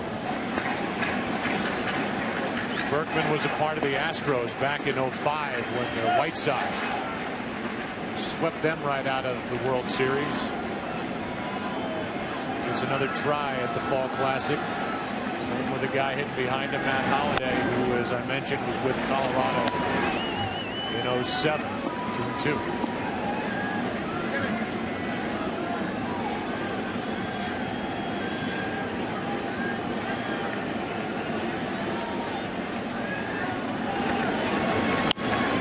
The hands, will it stay in play? No. A.J. Pierzynski, a member of the White Sox in 2005, Jerry Reinsdorf's White Sox. And if you've noticed on our pregame show, A.J. makes sure he wears that World Championship ring on his right hand where he holds the mic, and I don't blame him. What a postseason that group had. Oh, my gosh. The rotation, they didn't even need to bring their bullpen to the ALCS. Berkman strikes out, and Colby Lewis has been fantastic. He has struck out 3.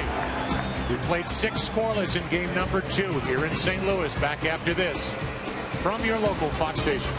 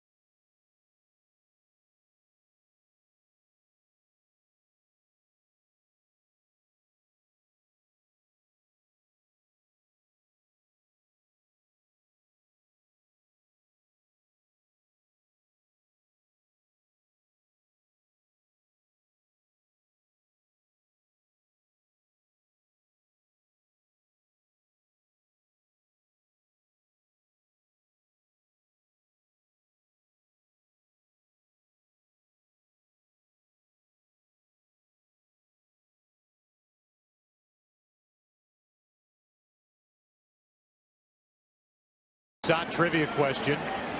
Mickey Mantle hit a record 18 World Series home runs. Off whom did he hit his final World Series home run? That brings a smile to your face, but it's not the greatest memory for you. No, but it turned out okay. Yeah, I called it. Called the wrong pitch again. Mickey would have been 80 years old today, October 20th. 18 World Series home run, the most ever. Mickey Charles Mantle from Commerce, Oklahoma, a huge Cardinal fan growing up. Here's the 0-1. Hamilton jumping at that pitch, strike 2. Joe, I had the privilege, and I mean privilege, of squatting behind Mickey in that '64 World Series, and the power that resonated from him was awesome. Another strikeout for Garcia, number 7. And I don't think anybody expected this out of Jaime Garcia. No, into the 7th inning with his shutout, 7 strikeouts, totally off balance is Josh Hamilton, and that is a real surprise. I don't think any guy from either lineup will be happy to get back to warmer weather more than Josh. Here is Michael Young. Every strikeout, by the way, has been a swinging 3rd strike. These guys are trying to make contact, and Garcia keeps getting it by him. Not a lot of hard hit balls tonight. Pinto to his right. 2 out. Geico in-game box score for Texas. And you can expect in a game like this a lot of zeros on this side. The only hits, a single by Kinsler. He's also walked, and a single by Michael Young. That's all. Now Adrian Beltre.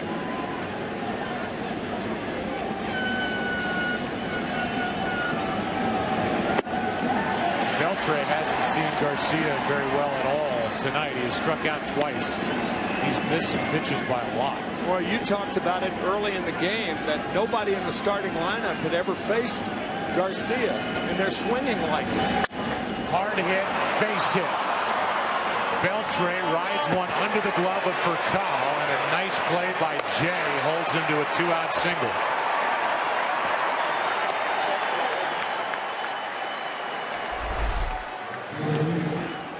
First hit of the night for Beltre. All the hits by the Rangers, singles. So now Beltre a 2-out runner. And this Texas team is looking for their big guy to pop one. Nelson Cruz has struck out, popped up. The series will shift to Arlington on Saturday night as Lance Lynn gets loose, the hard-throwing right-hander. Here's Nelson Cruz, and that's ball 1 up and away.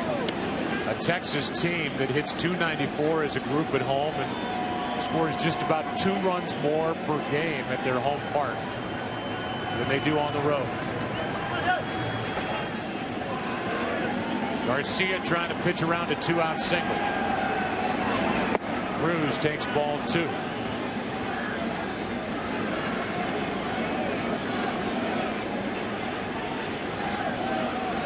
Nelson Cruz missed time with a bad hamstring, still managed to hit 29 home runs.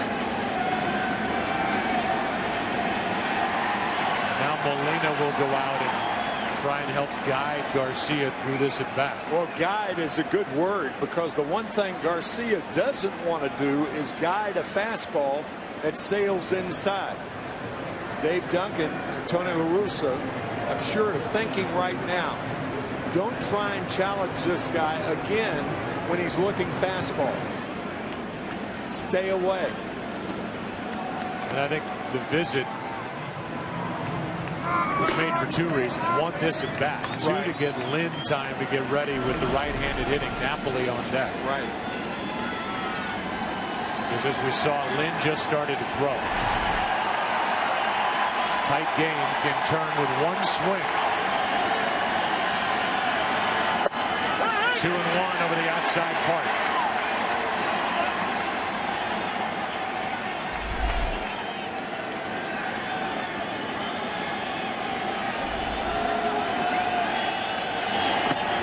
Ball 3. Good play by Molina. That's a tough play on the fastball.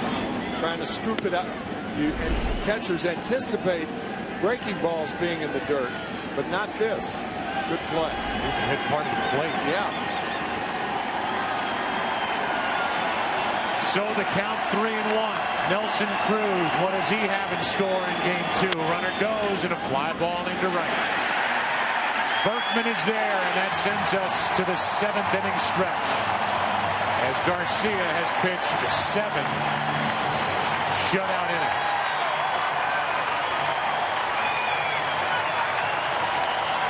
We're not through a full 7 innings yet, as Lewis will go back to work. But that bottom line, the last World Series game scoreless through 7 was in 05, game 4, White Sox and Astros. And right now, for the introduction of God Bless America, here's John Hewlett. Ladies and gentlemen, please rise for the singing of God Bless America. We are being led tonight by retired Navy Petty Officer First Class and national recording artist Generald Wilson. God bless America, land that I love. Stand beside her and guide her through the night with the light from above, from the mountain to the prairies, to the oceans, white with foam. God bless America, my home, sweet home. God bless America, my home, sweet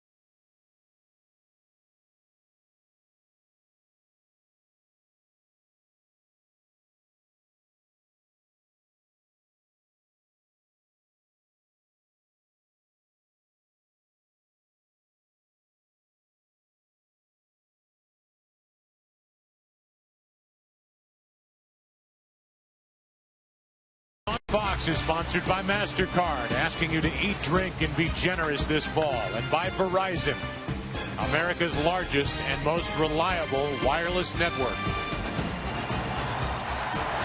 Matt Holliday first up for St. Louis in the bottom of the 7th.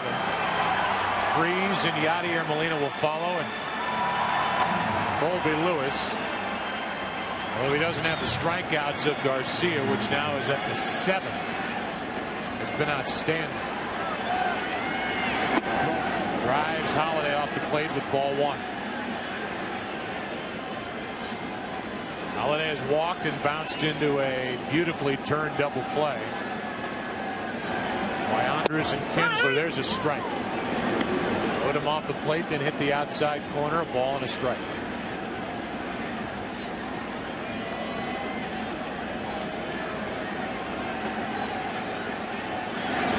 Strike 2.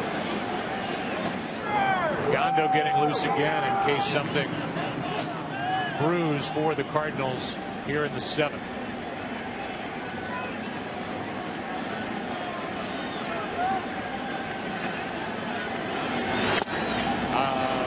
Strikeout starts the 7th as Napoli hung on to that foul tip. Our Get to a Better State recap brought to you by State Farm. For auto, home, life, and banking, get to a better state. How about the defense last night by the Cardinals? Diving play by Carpenter for the second out of the game. That sliding play by Pujols. And then tonight, the Rangers flashed some leather. And this one saved a run and ended the inning as Freese has now hit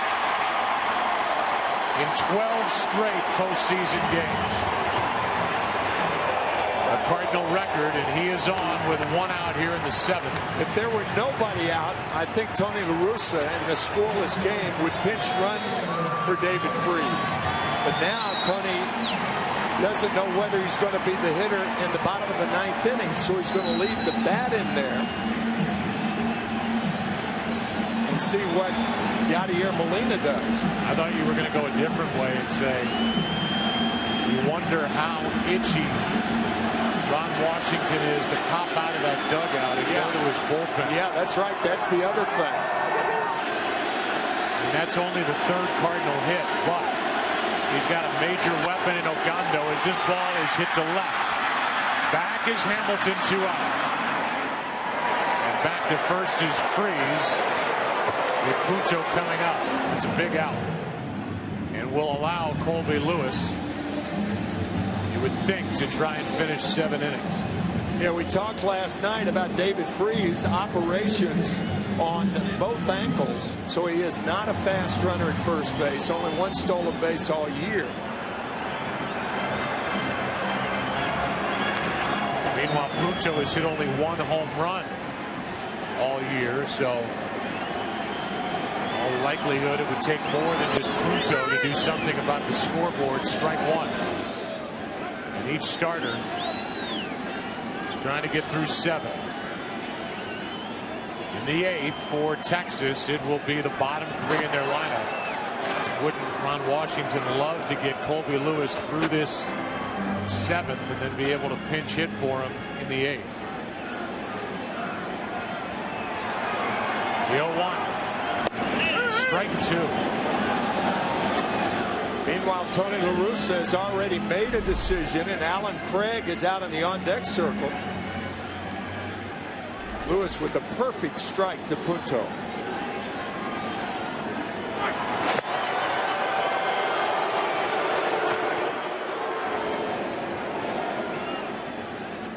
You wonder if Punto makes an out here and they don't get to Alan Craig in the number 9 spot, if it's Garcia back out there for the 8th or Salas. He's getting ready in a hurry in case Craig pinch hits. For Jaime Garcia, who's still got his jacket on and seated in the dugout.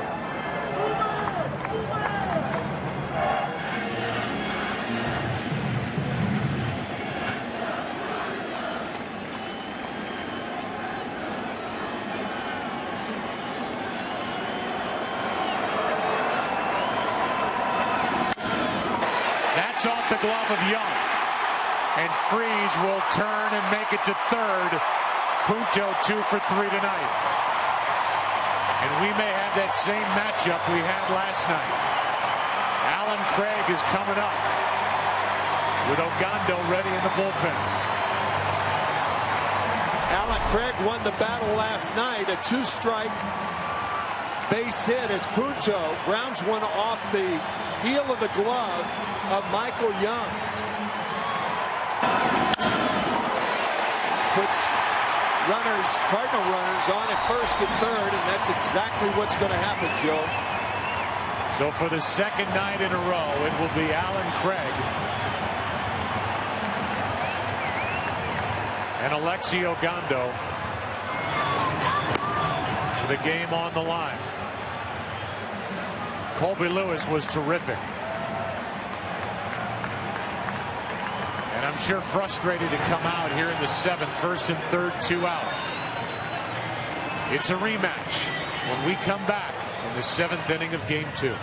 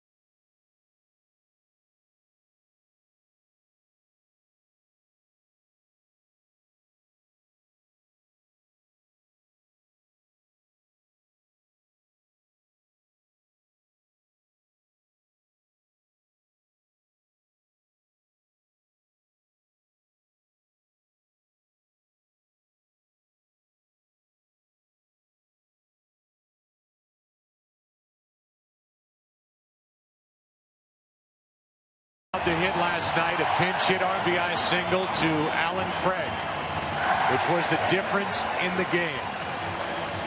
A game the Cardinals won 3-2 on the RBI single to right field on a fastball by Alan Craig. In fact, all of Ogando's pitches last night were fastballs. We'll see if he goes to the slider here.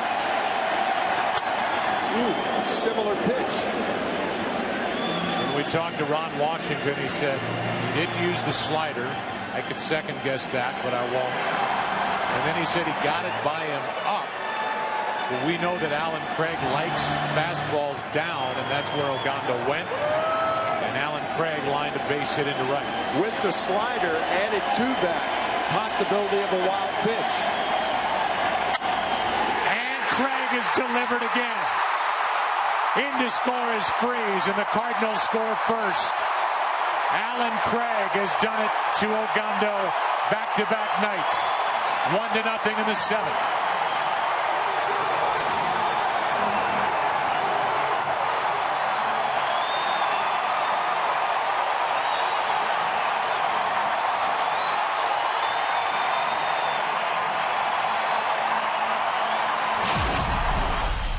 Frighteningly, these two pitches look about the same. That was last night. It gave the Cardinals the win 3-2. This is tonight to get the Cardinals a one-run lead. Same pitch. Right above the knees, fastball, and another hit for Alan Craig. Are you kidding me? And you can see where Napoli was set up high. Yeah. And Ogando just missed his spot and gets burned again. Now it's for Cobb. Strike one. The Tigers couldn't touch Alexi Ogando in the ALCS. We don't know if the Cardinals can. We know that Alan Craig can. Taking fastballs thigh and knee high and driving base hits into right.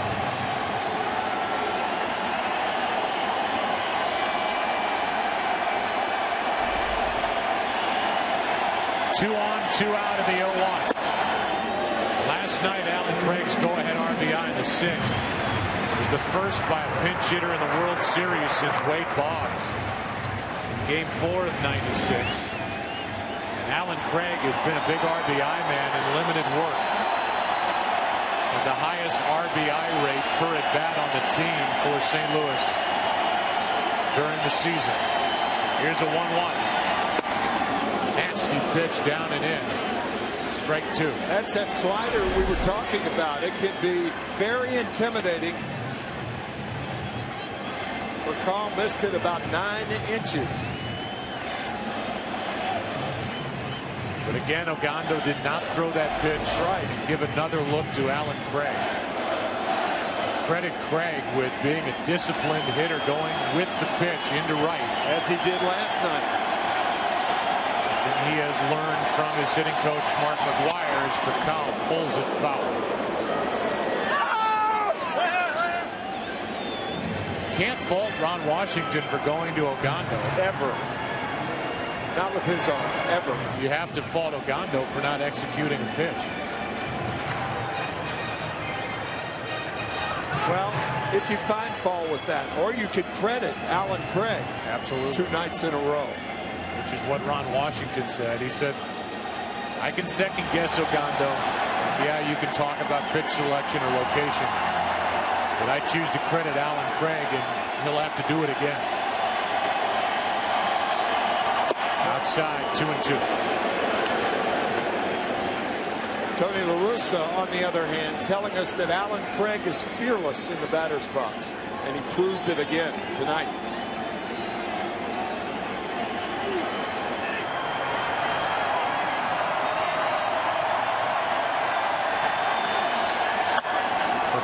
Chops it to Beltre, who gets the out. With Punto going out of the baseline. Punto with a big hit that set up Alan Craig. And for the second consecutive game, Craig gets Ogando. The Cardinals take a late 1-run lead, and on the other side, Ron Washington hangs his head. Freese has scored the game's only run, and after 7 in game 2, 1-0, St. Louis.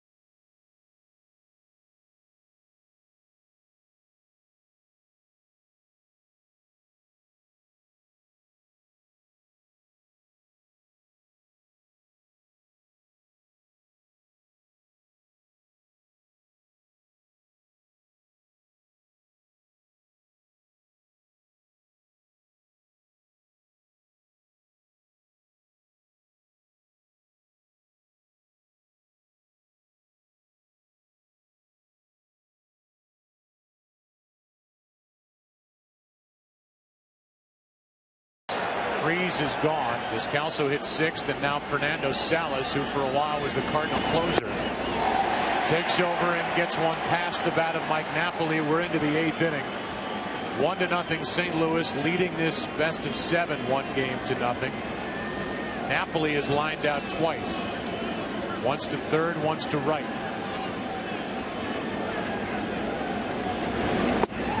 On the inside corner, strike 2. And now Mike Adams gets loose because Ogando is the 3rd scheduled hitter in this 8th. David Murphy on deck to bat for Gentry.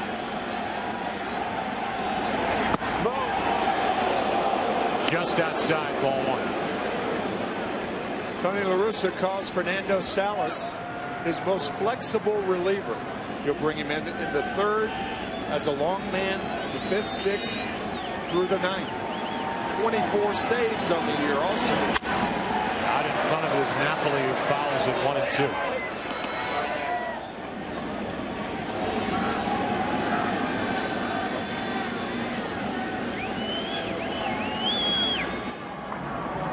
Zepchinski, who got 2 big strikeouts last night.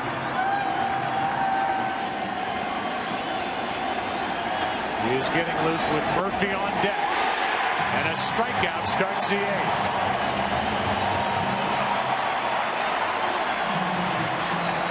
Now Salas got away with one.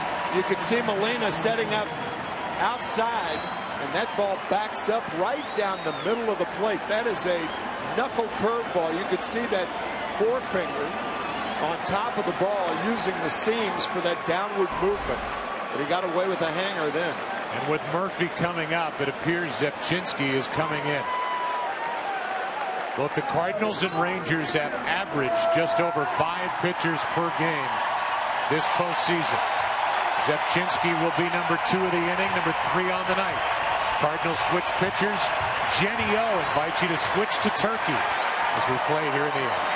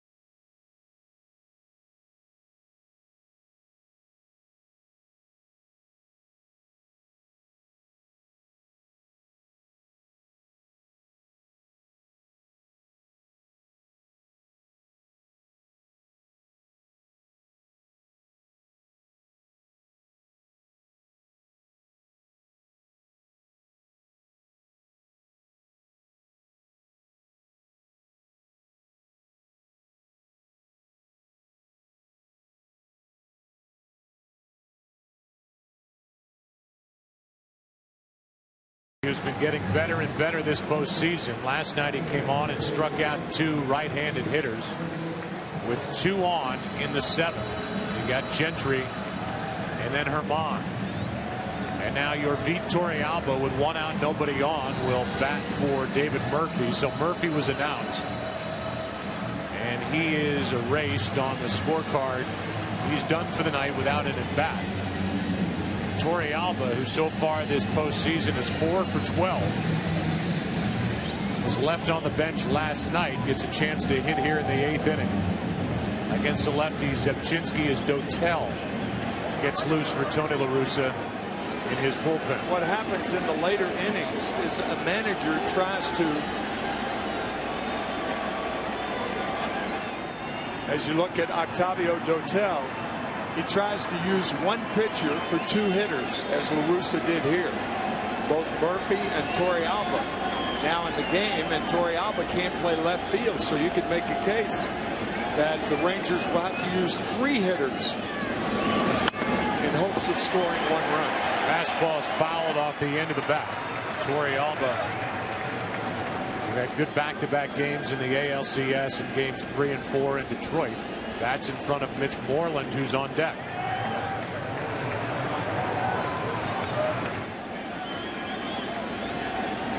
Here comes the 0-1 with 1 out, nobody on. Strike 2 on the swing.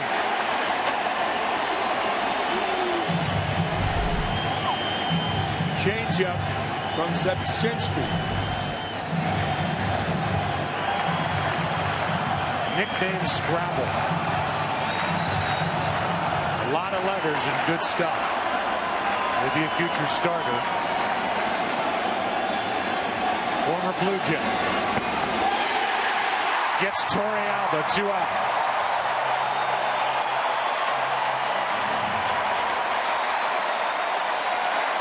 And now Moreland comes back, and Herman will walk to the plate.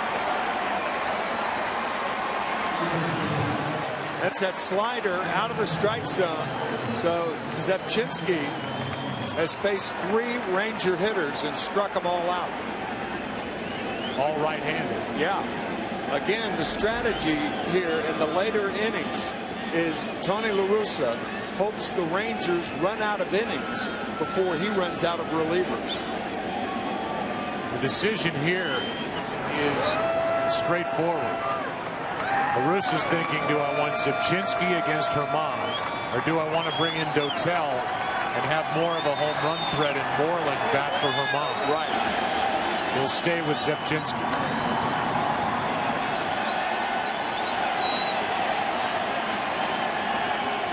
Zebchinski struck him out last night with 2 on. And now a ground ball to first, and this Cardinal bullpen has been sensational in the month of October.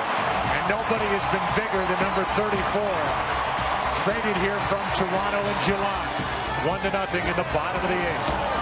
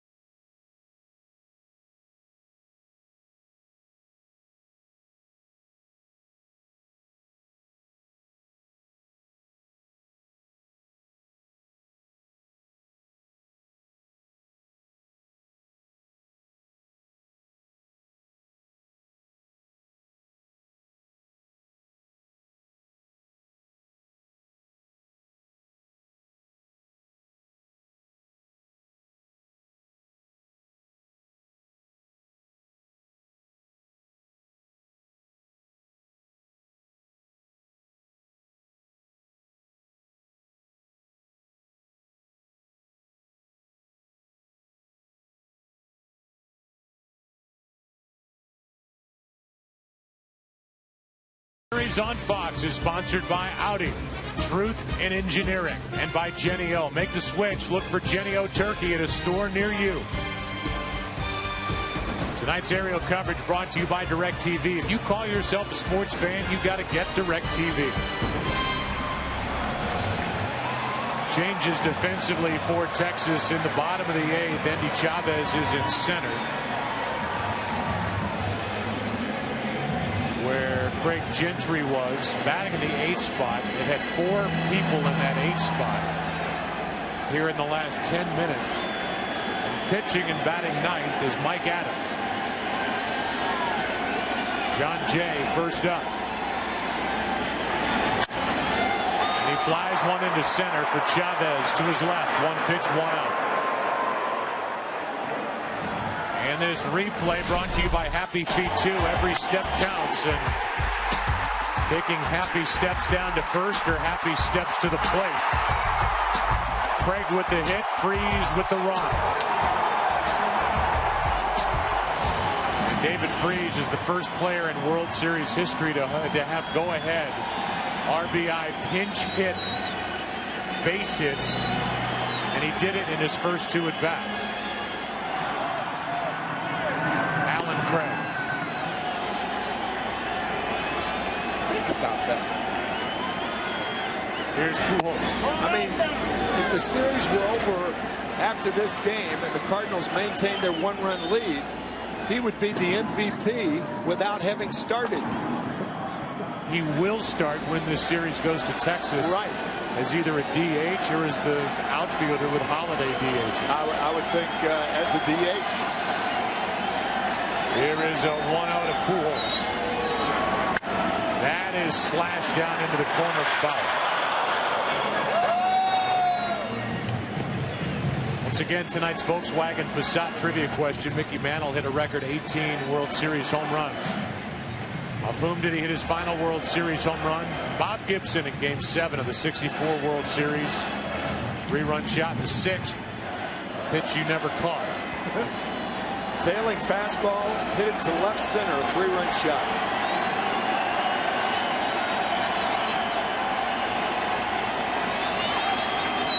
Here is a 1-1 to Pujols. And that's well hit into right. At the wall, this ball is caught by Nelson Cruz with his back up against that fence. 2 out.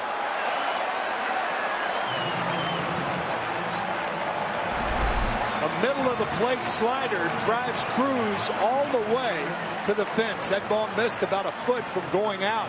Good play by Nelly Cruz. And that keeps it 1-0 with 2 out here in the 8th.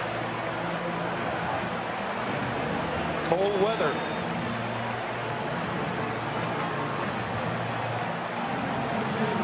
With the bases empty, here is Lance Berkman 0 for 3. The Rangers will have the top of their lineup against Jason Mott in the 9th. Kinsler, Andrus, and Hamilton. If anybody gets on, Michael Young. Strike 1 on Berkman. So again, Alan Craig, in the history of the World Series, and he's done it in his only 2 at-bats, his first 2. Becomes the first to have go-ahead successful pinch hit base hits for RBIs. World Series history. Here is the 0-1 to Berkman. Down and in.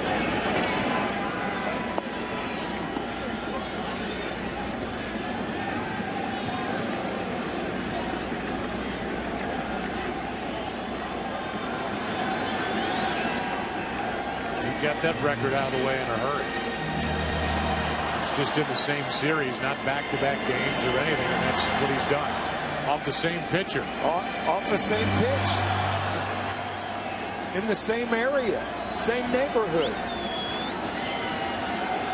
Mike Adams ready with a 1-1 to Berkman.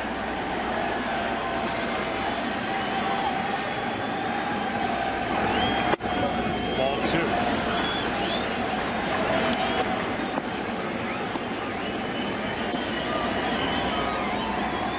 Starter for the Cardinals, the pitcher of record, the same for the Rangers. Lewis is on the hook for the loss. As Rigondo allowed an inherited runner to score on that hit by Alan Craig.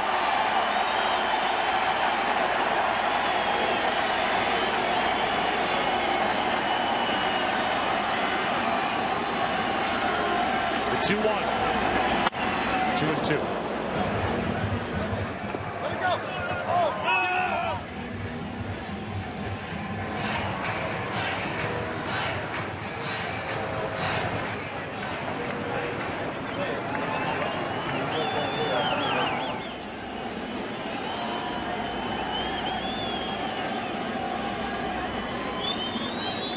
Adams digging at that mat to get the dirt out of his spikes. Traded to Texas from San Diego at the end of July. Part of that good bullpen for Ron Washington.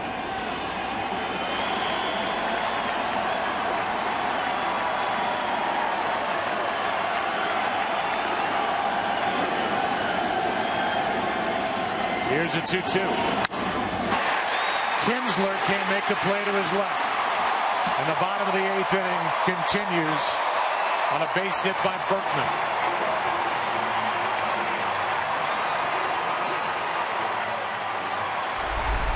I don't think Kinsler had a good jump on this ball. He may not have seen it off the bat, and it goes under his glove. Ball hit very hard.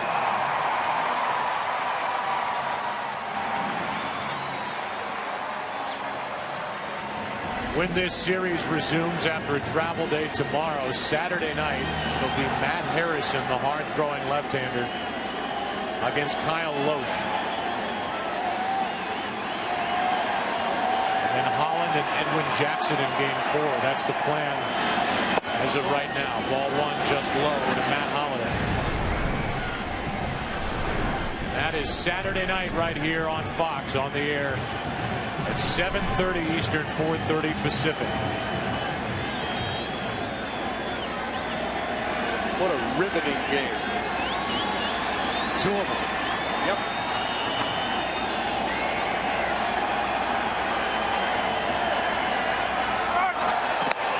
Berkman with a small lead.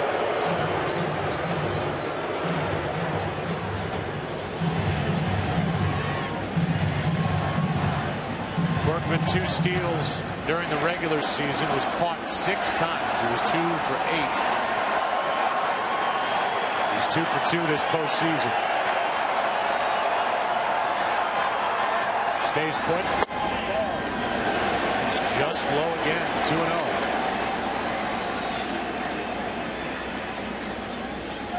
Remember, Freese is out of there for defensive reasons, and Descalso is on deck.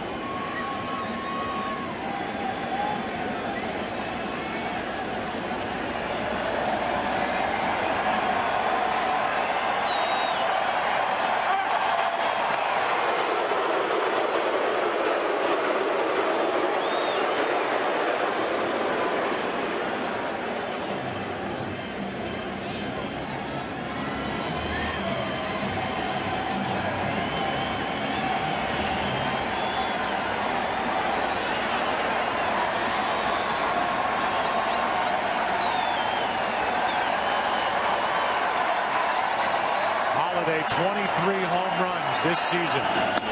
Takes on the inside corner, 2-1.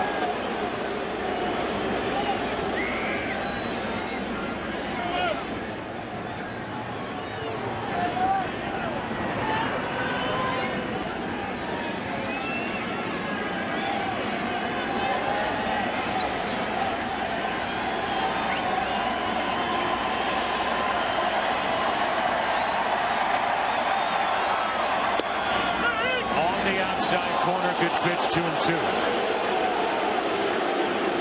You hear that expression a lot, perfect pitch. Nobody's going to hit that pitch. Nobody.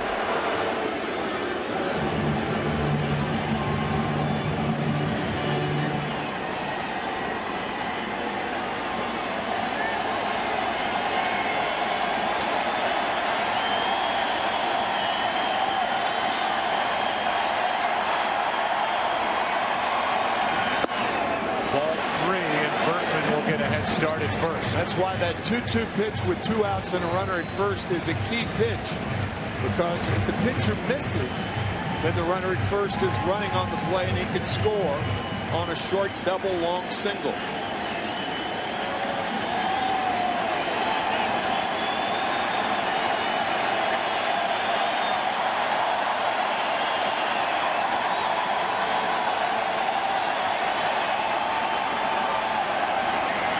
There goes Berkman on ball 4. Second time Holliday has walked tonight, and Mike Maddox will come out and talk, maybe go over the scouting report on Daniel Descalso, who so far this postseason is 1 for 6. Do not think, Joe, as much or more than a scouting report. I think a pitching coach would go to a pitcher in this situation and say, stick with your strength. For instance, if Mike Adams is a low ball pitcher and the hitter is a low ball hitter, go with your low pitch, go with your sinker, go with your slider. Stick with your strength even though it might be the hitter's strength. But remember all the time that he's a defensive replacement. And if he was that good a hitter, he would have started tonight. Descalso did have a knack for having some big hits after the 7th inning early in the season. He is up there with 2 on, 2 out, trying to add to a 1-0 8th inning lead.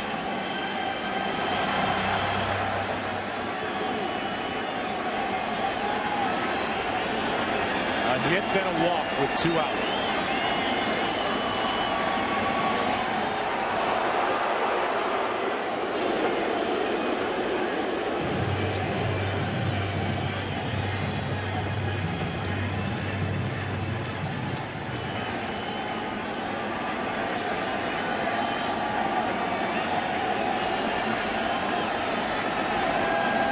Strike 1. Big swing by Descalso. The Cardinals came in with a disadvantage matching the 2 bullpens. They came into this World Series with an advantage with their bench. No question. With players like Schumacher, who was the regular second baseman during the regular season, Terrio, who was the starting shortstop every day for the first half. Alan Craig, you know what he can do. And Descalso can play all over.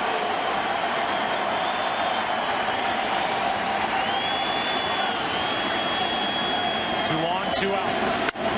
To the right side. Kinsler makes the pickup. A nice play to end the inning. And that sets it up for the ninth. Jason Mott is getting ready for the top of the order. Kinsler, Andrews, Hamilton coming up. St. Louis up by 1.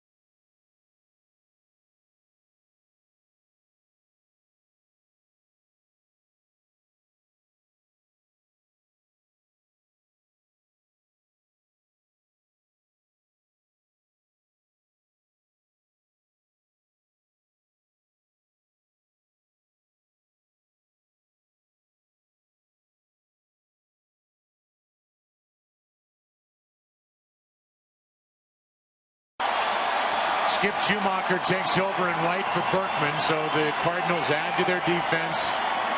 Schumacher bats ninth, and Jason Mott takes over. Top of the order.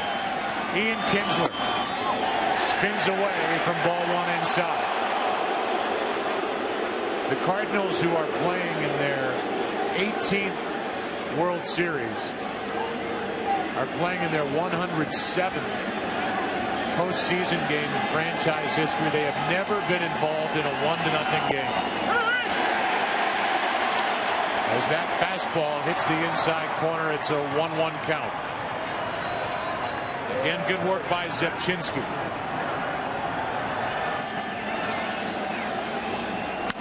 Strike two.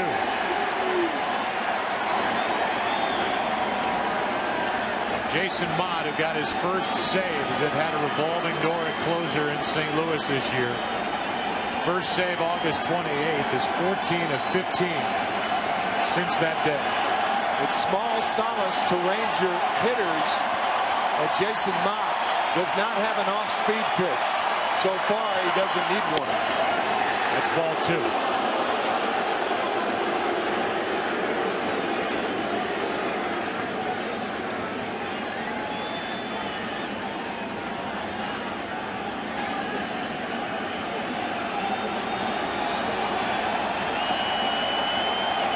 The 2-2 off the end of the bat into shallow left. Out goes for Kyle, and it's a base hit. Good start to this ninth inning for Texas, and Kinsler is on base for the third consecutive time. Joe, this is where you get burned with that no doubles defense. Normally, if the outfielders were playing normal depth, Holiday catches this ball, but in no doubles defense, the outfielders play about 5 steps deeper than they normally would, and that allows for hits like this. Tying run is on with nobody out. And now we'll see how the Rangers want to play it with Elvis Andrus at the plate.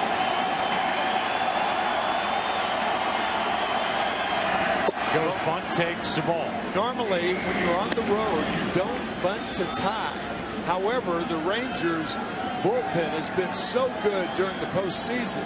That's why Ron Washington has opted to bunt. And if Kinsler can score, they'll tie the game.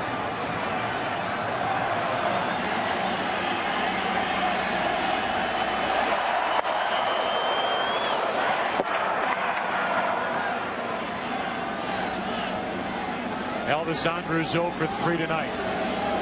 0 for 6 in this World Series.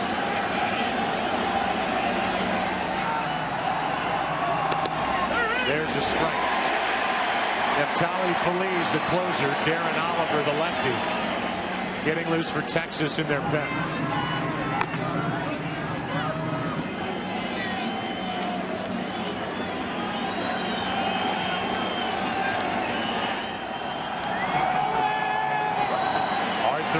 Gets loose. There goes Kinsler. Thrown by Molina. Safe. And Kinsler with a huge stolen base for the Rangers. Because of a huge jump. He had a big stolen base against Detroit in the LCS. And a huge jump. A great pitch for Yadier Molina to handle.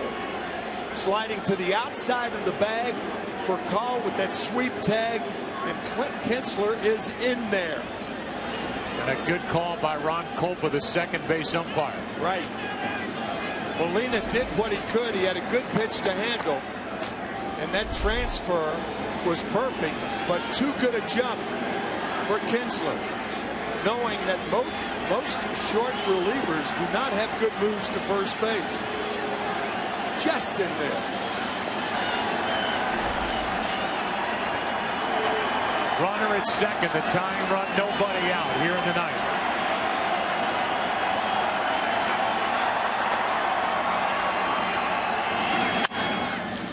And it's still 1-2 on Elvis Andrus. Elvis drove home 60 runs during the regular season. Josh Hamilton on deck.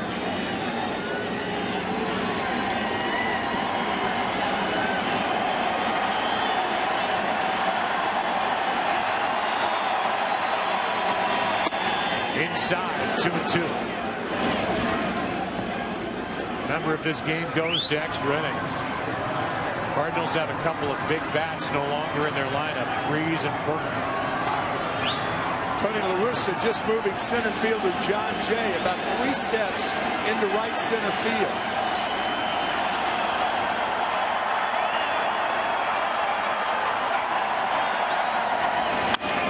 That's foul.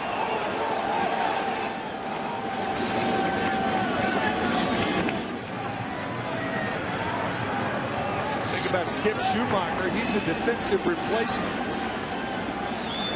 Hard to know as a defensive replacement. It's your first time you played these hitters, and it's tough to know where you exactly should be in the outfield. You think he's too deep, don't you? I do, and I think he should be over toward the right field line a little more. I think Andrus is going to hit the ball to right field. Here comes a 2-2. In the air to center, a base hit. They will hold Kinsler at third. And down to second on that throw is Andrus, nobody out. Second and third. And Elvis Andrus with the biggest hit of this series. That should be an error on Albert Pujols because he actually tipped the ball. The relay throw, John Jay, again, that's why La Russa moved him into right center. The ball hits the glove of Pujols, barely, I believe. Yes. And the throw by Molina to second. Great base running by Andrus. Takes a wide turn. Continues when he saw the ball get through. And now it's second and third and nobody out for the Rangers. They call it a straight single. They have not put an error on the end of that play. And it's second and third, nobody out. Excuse me, Joe. I think it's an error only because Pujols diverted the throw. It just barely. Great hitting by Andrus. Kinsler with nobody out. I think that ball just off the glove of Pujols, and had the ball not been off his glove, I think Molina has a clear shot at Andrus at second base. But odd that Pujols would miss that altogether, pretty much. Well, that's true. Yeah. Second and third, nobody out, and Hamilton at the plate. Well, here's a guy, Josh Hamilton, who was 0 for 7 in this World Series. Last year's American League MVP. Playing with a sore left groin, and Tony La Russa is going to come out of the dugout and may make a change right here. He's got Rhodes in the bullpen for a reason. To pitch to one hitter, and that's Hamilton. He has not made the call to the pen yet. The alternative would be to walk Hamilton, go for the strikeout on Michael Young.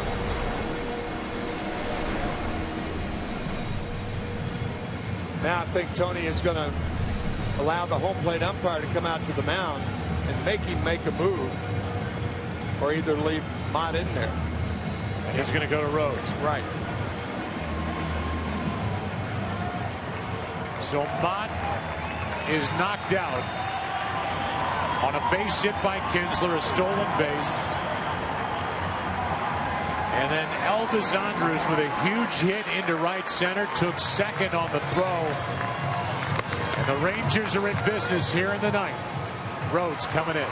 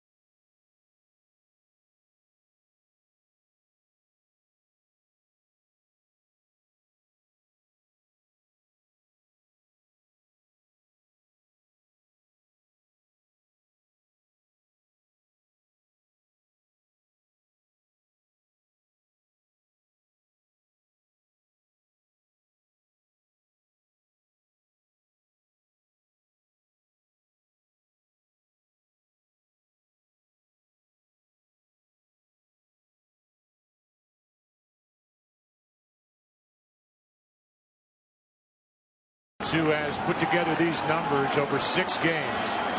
He's got one job, but so does Josh Hamilton. Hamilton's job is to tie it or give the Rangers their first lead of the night. And he rips one into right. That'll tie the ball game. Tagging and scoring as Kinsler throw to third too late. And it's a 1-1 game with a go-ahead run at third, 1 out on a sac fly by Josh Hamilton.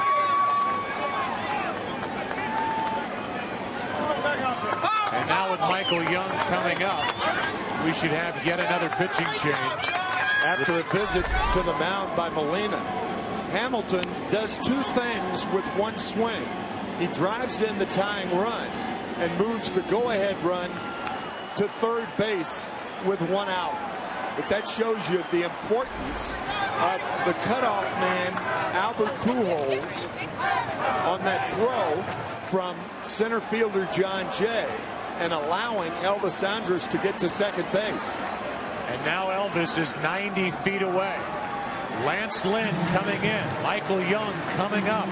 What a game here in game 2.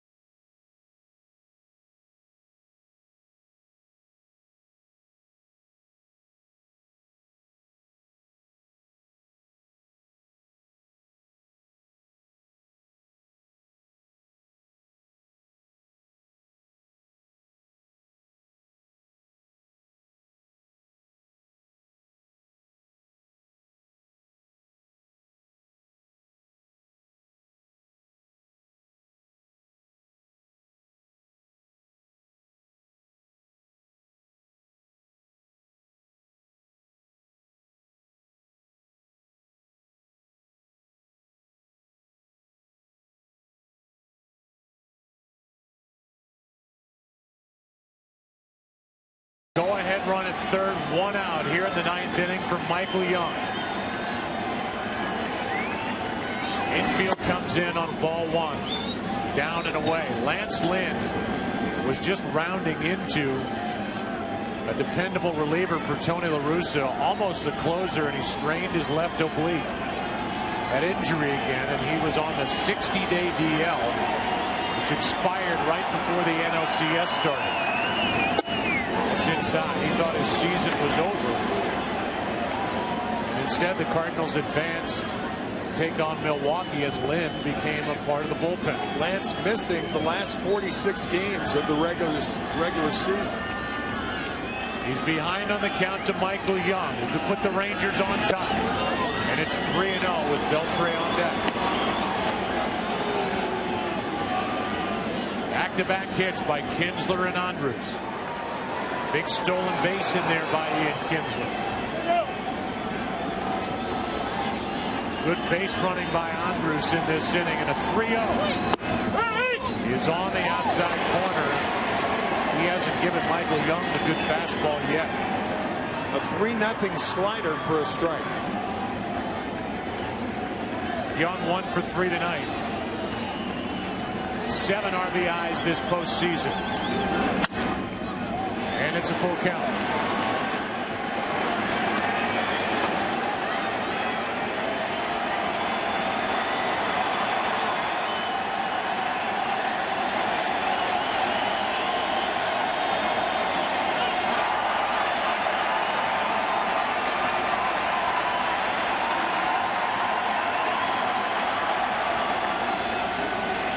a 3-2. And a fly ball into right center field is going to put Texas on top for the first time tonight. Young delivers a sac fly, and it's 2-1 Rangers in the ninth.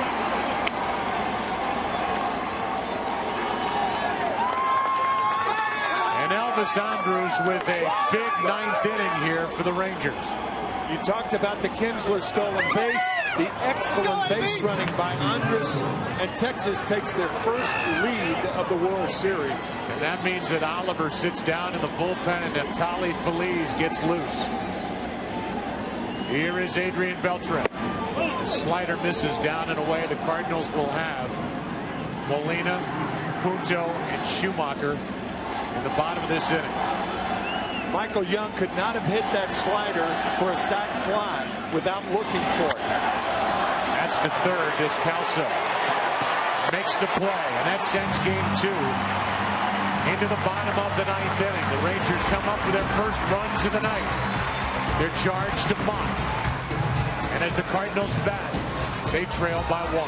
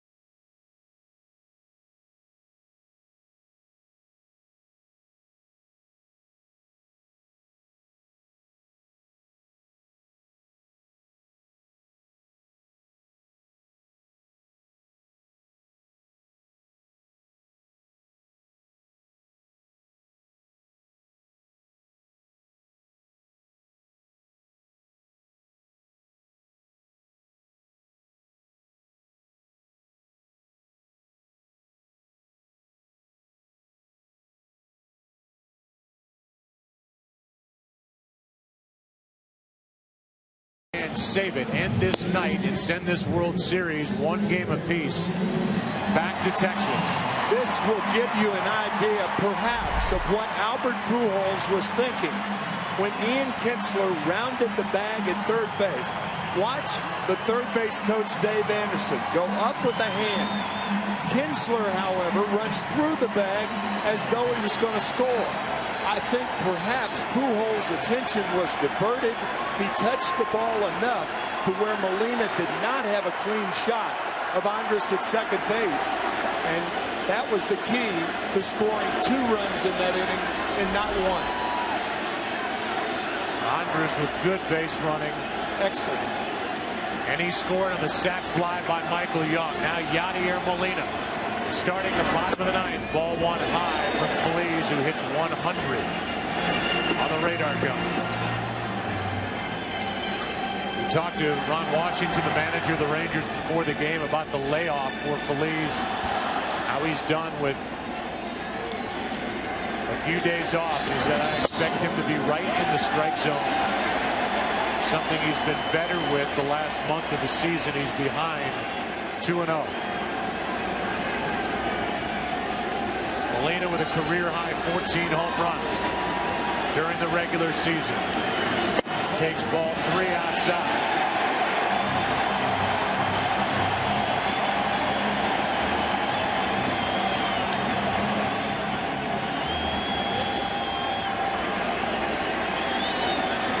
Molina will take on 3-0. 3-1.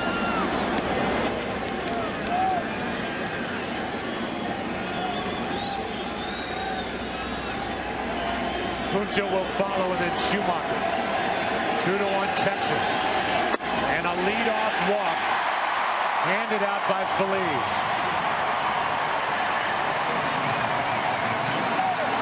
Now, do you pinch run Ryan Theriot and get yourself down to 1 catcher? And I think the answer to that is Gerald Laird, who is a fast runner for a catcher.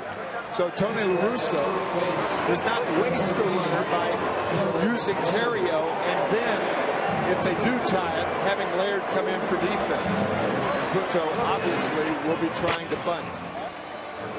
Cardinals have only Theriot left on their bench.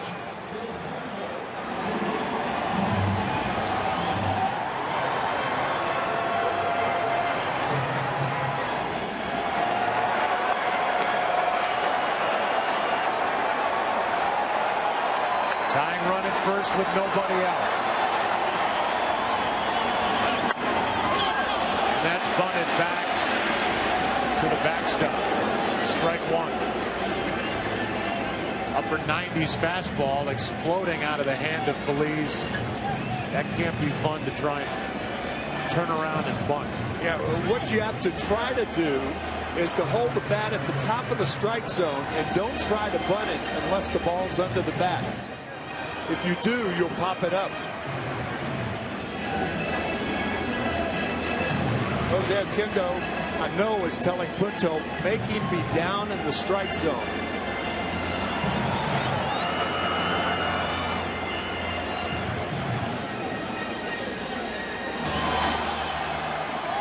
Gerald Laird, the tying run at first, nobody out, and an 0-1 count on Nick Punto, who has 2 hits. Foul, strike 2.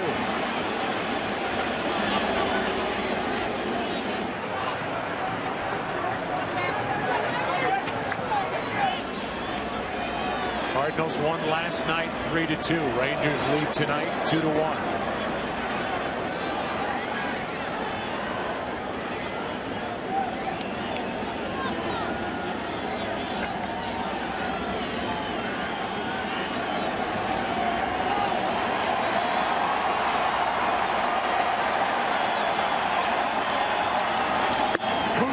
Strikes out on a 99-mile-an-hour fastball. He did not advance the runner. Yeah, against Feliz, if you don't get the bunt down and he has 2 strikes on you, it's over. And I don't believe Feliz threw Punto a strike in that at bat. No, good point. 3 high fastballs. Maybe the second pitch was down enough, but I don't think so. Probably outside. And now Schumacher is first at bat. Hit .283 during the regular season, 2 homers. That's foul.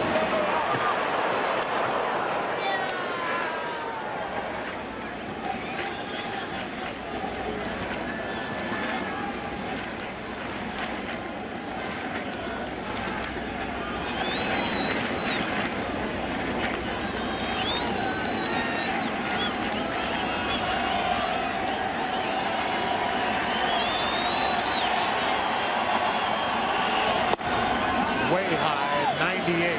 Ball to strike. Schumacher batting in the number 9 spot for Kyle on deck. Pujols missed that throw from Jay. That allowed the go-ahead run to get into scoring position. A 1-1. Inside, 98, ball 2.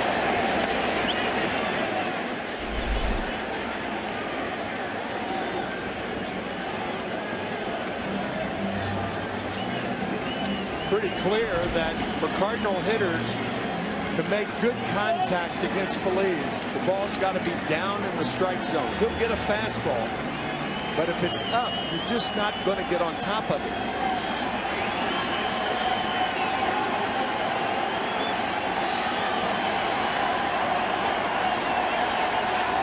Here's a 2-1. Late swing and a miss, 2-2.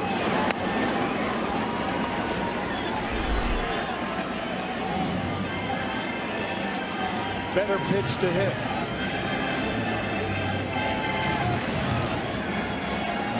Feliz, a tough assignment. Only 23 years old. Here's 2-2. Foul back to the screen at a 99-mile-per-hour fastball. The Rangers here tonight are trying to become the first team since the 2001 Diamondbacks to come back and win a World Series game when trailing after 8. They did that in Game 7 against Mariano Rivera. That was for the World Series. There's out number 2. Back-to-back strikeouts after the walk. It will be up to Rafael Furcal. What a play by Mike Napoli. We talked about a low fastball. I'll tell you, that ball gets by a lot of catchers. Even though you're expecting the fastball, you don't know how hard it's going to be. Cardinals are down to their final out. Cardinals have had only one walk-off World Series win in franchise history as they play in their 18th. Rangers with 2 in the ninth. Sac flies by Hamilton and Young. Furcal, strike 1. Furcal in 50 games during the regular season when he came to the Cardinals hit 7 home runs. He's added 1 more here in the postseason.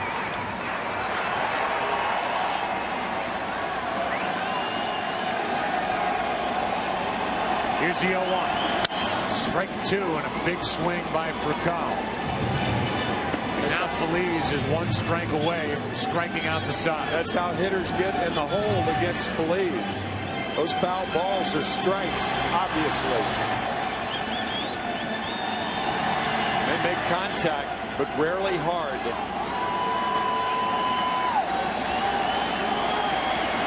Here's the 0-2 outside.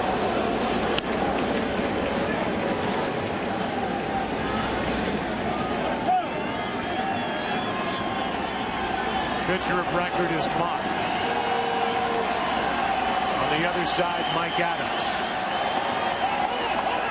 Time called by Furcal. Sometimes a catcher will encourage his pitcher just to shake for effect. He's thrown so many fastballs in a row. He wants the hitter to think he's going to throw something else.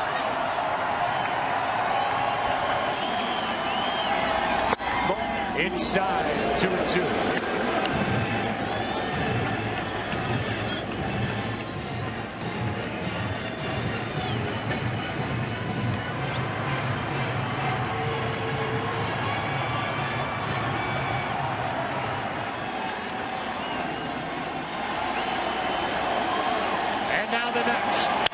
Furcal hits it in the air to right. Here is Nelson Cruz, and a comeback win for the Texas Rangers as they tie this best-of-7 series at a game apiece. Feliz gets the save, and the Rangers win the battle of the bullpens here tonight. Mott suffers the loss, and Mike Adams, a pickup from San Diego at the deadline, gets the win for the Texas Rangers. And Joe, we talked so much about these Rangers during the LCS and the World Series being the complete team.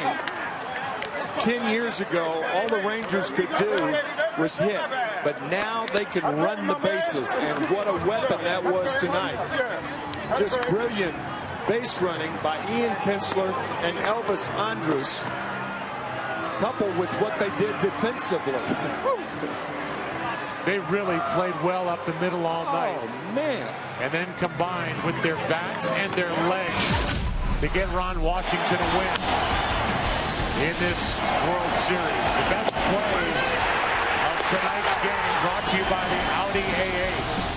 True greatness should never go unrecognized.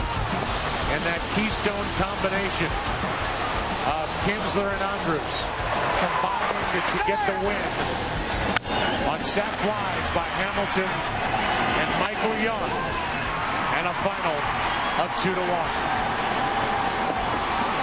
Let's go down to the field and Ken Rosenthal. Thanks, Joe. Josh, last night Arthur Rhodes got you on a 3-2 slider. What was your approach against him tonight when you got the go-ahead sac fly? Game time. Even if it wasn't him, it was not try to do too much. Got a guy on second, third, no outs. You don't try to do too much. Try to put the barrel on the ball, and caught it off the end a little bit. It'd been nice to hit it in the sweet spot though. You guys were 3 outs away from going down 2 games to none in this series. How difficult would that have been had that happened? It'd have been hard. But we'd have been comfortable going back to our place, having 3 games. But it's they're just like we are. Never say die to the last out's made, so it makes it fun. You told me before the game that you were trying not to use your legs as much. How did that work out? And how much are you looking forward to the warmer weather in Texas? Yeah, it was off and on. First couple of bats, did what I wanted to. Third at bat, I struck out on. I was trying to hit it a mile. But then that last at bat, it was just take the hands to the ball. And absolutely looking forward to warmer weather. Josh, thank you very much. Joe, back to you. He is a great spokesperson for the Rangers organization, as is the other guy, the man who got the game-winning RBI, Michael Young. There's your final in Game 2. Cardinals stranded 9 runners tonight, and Texas gets the win. Chevy postgame coming up next.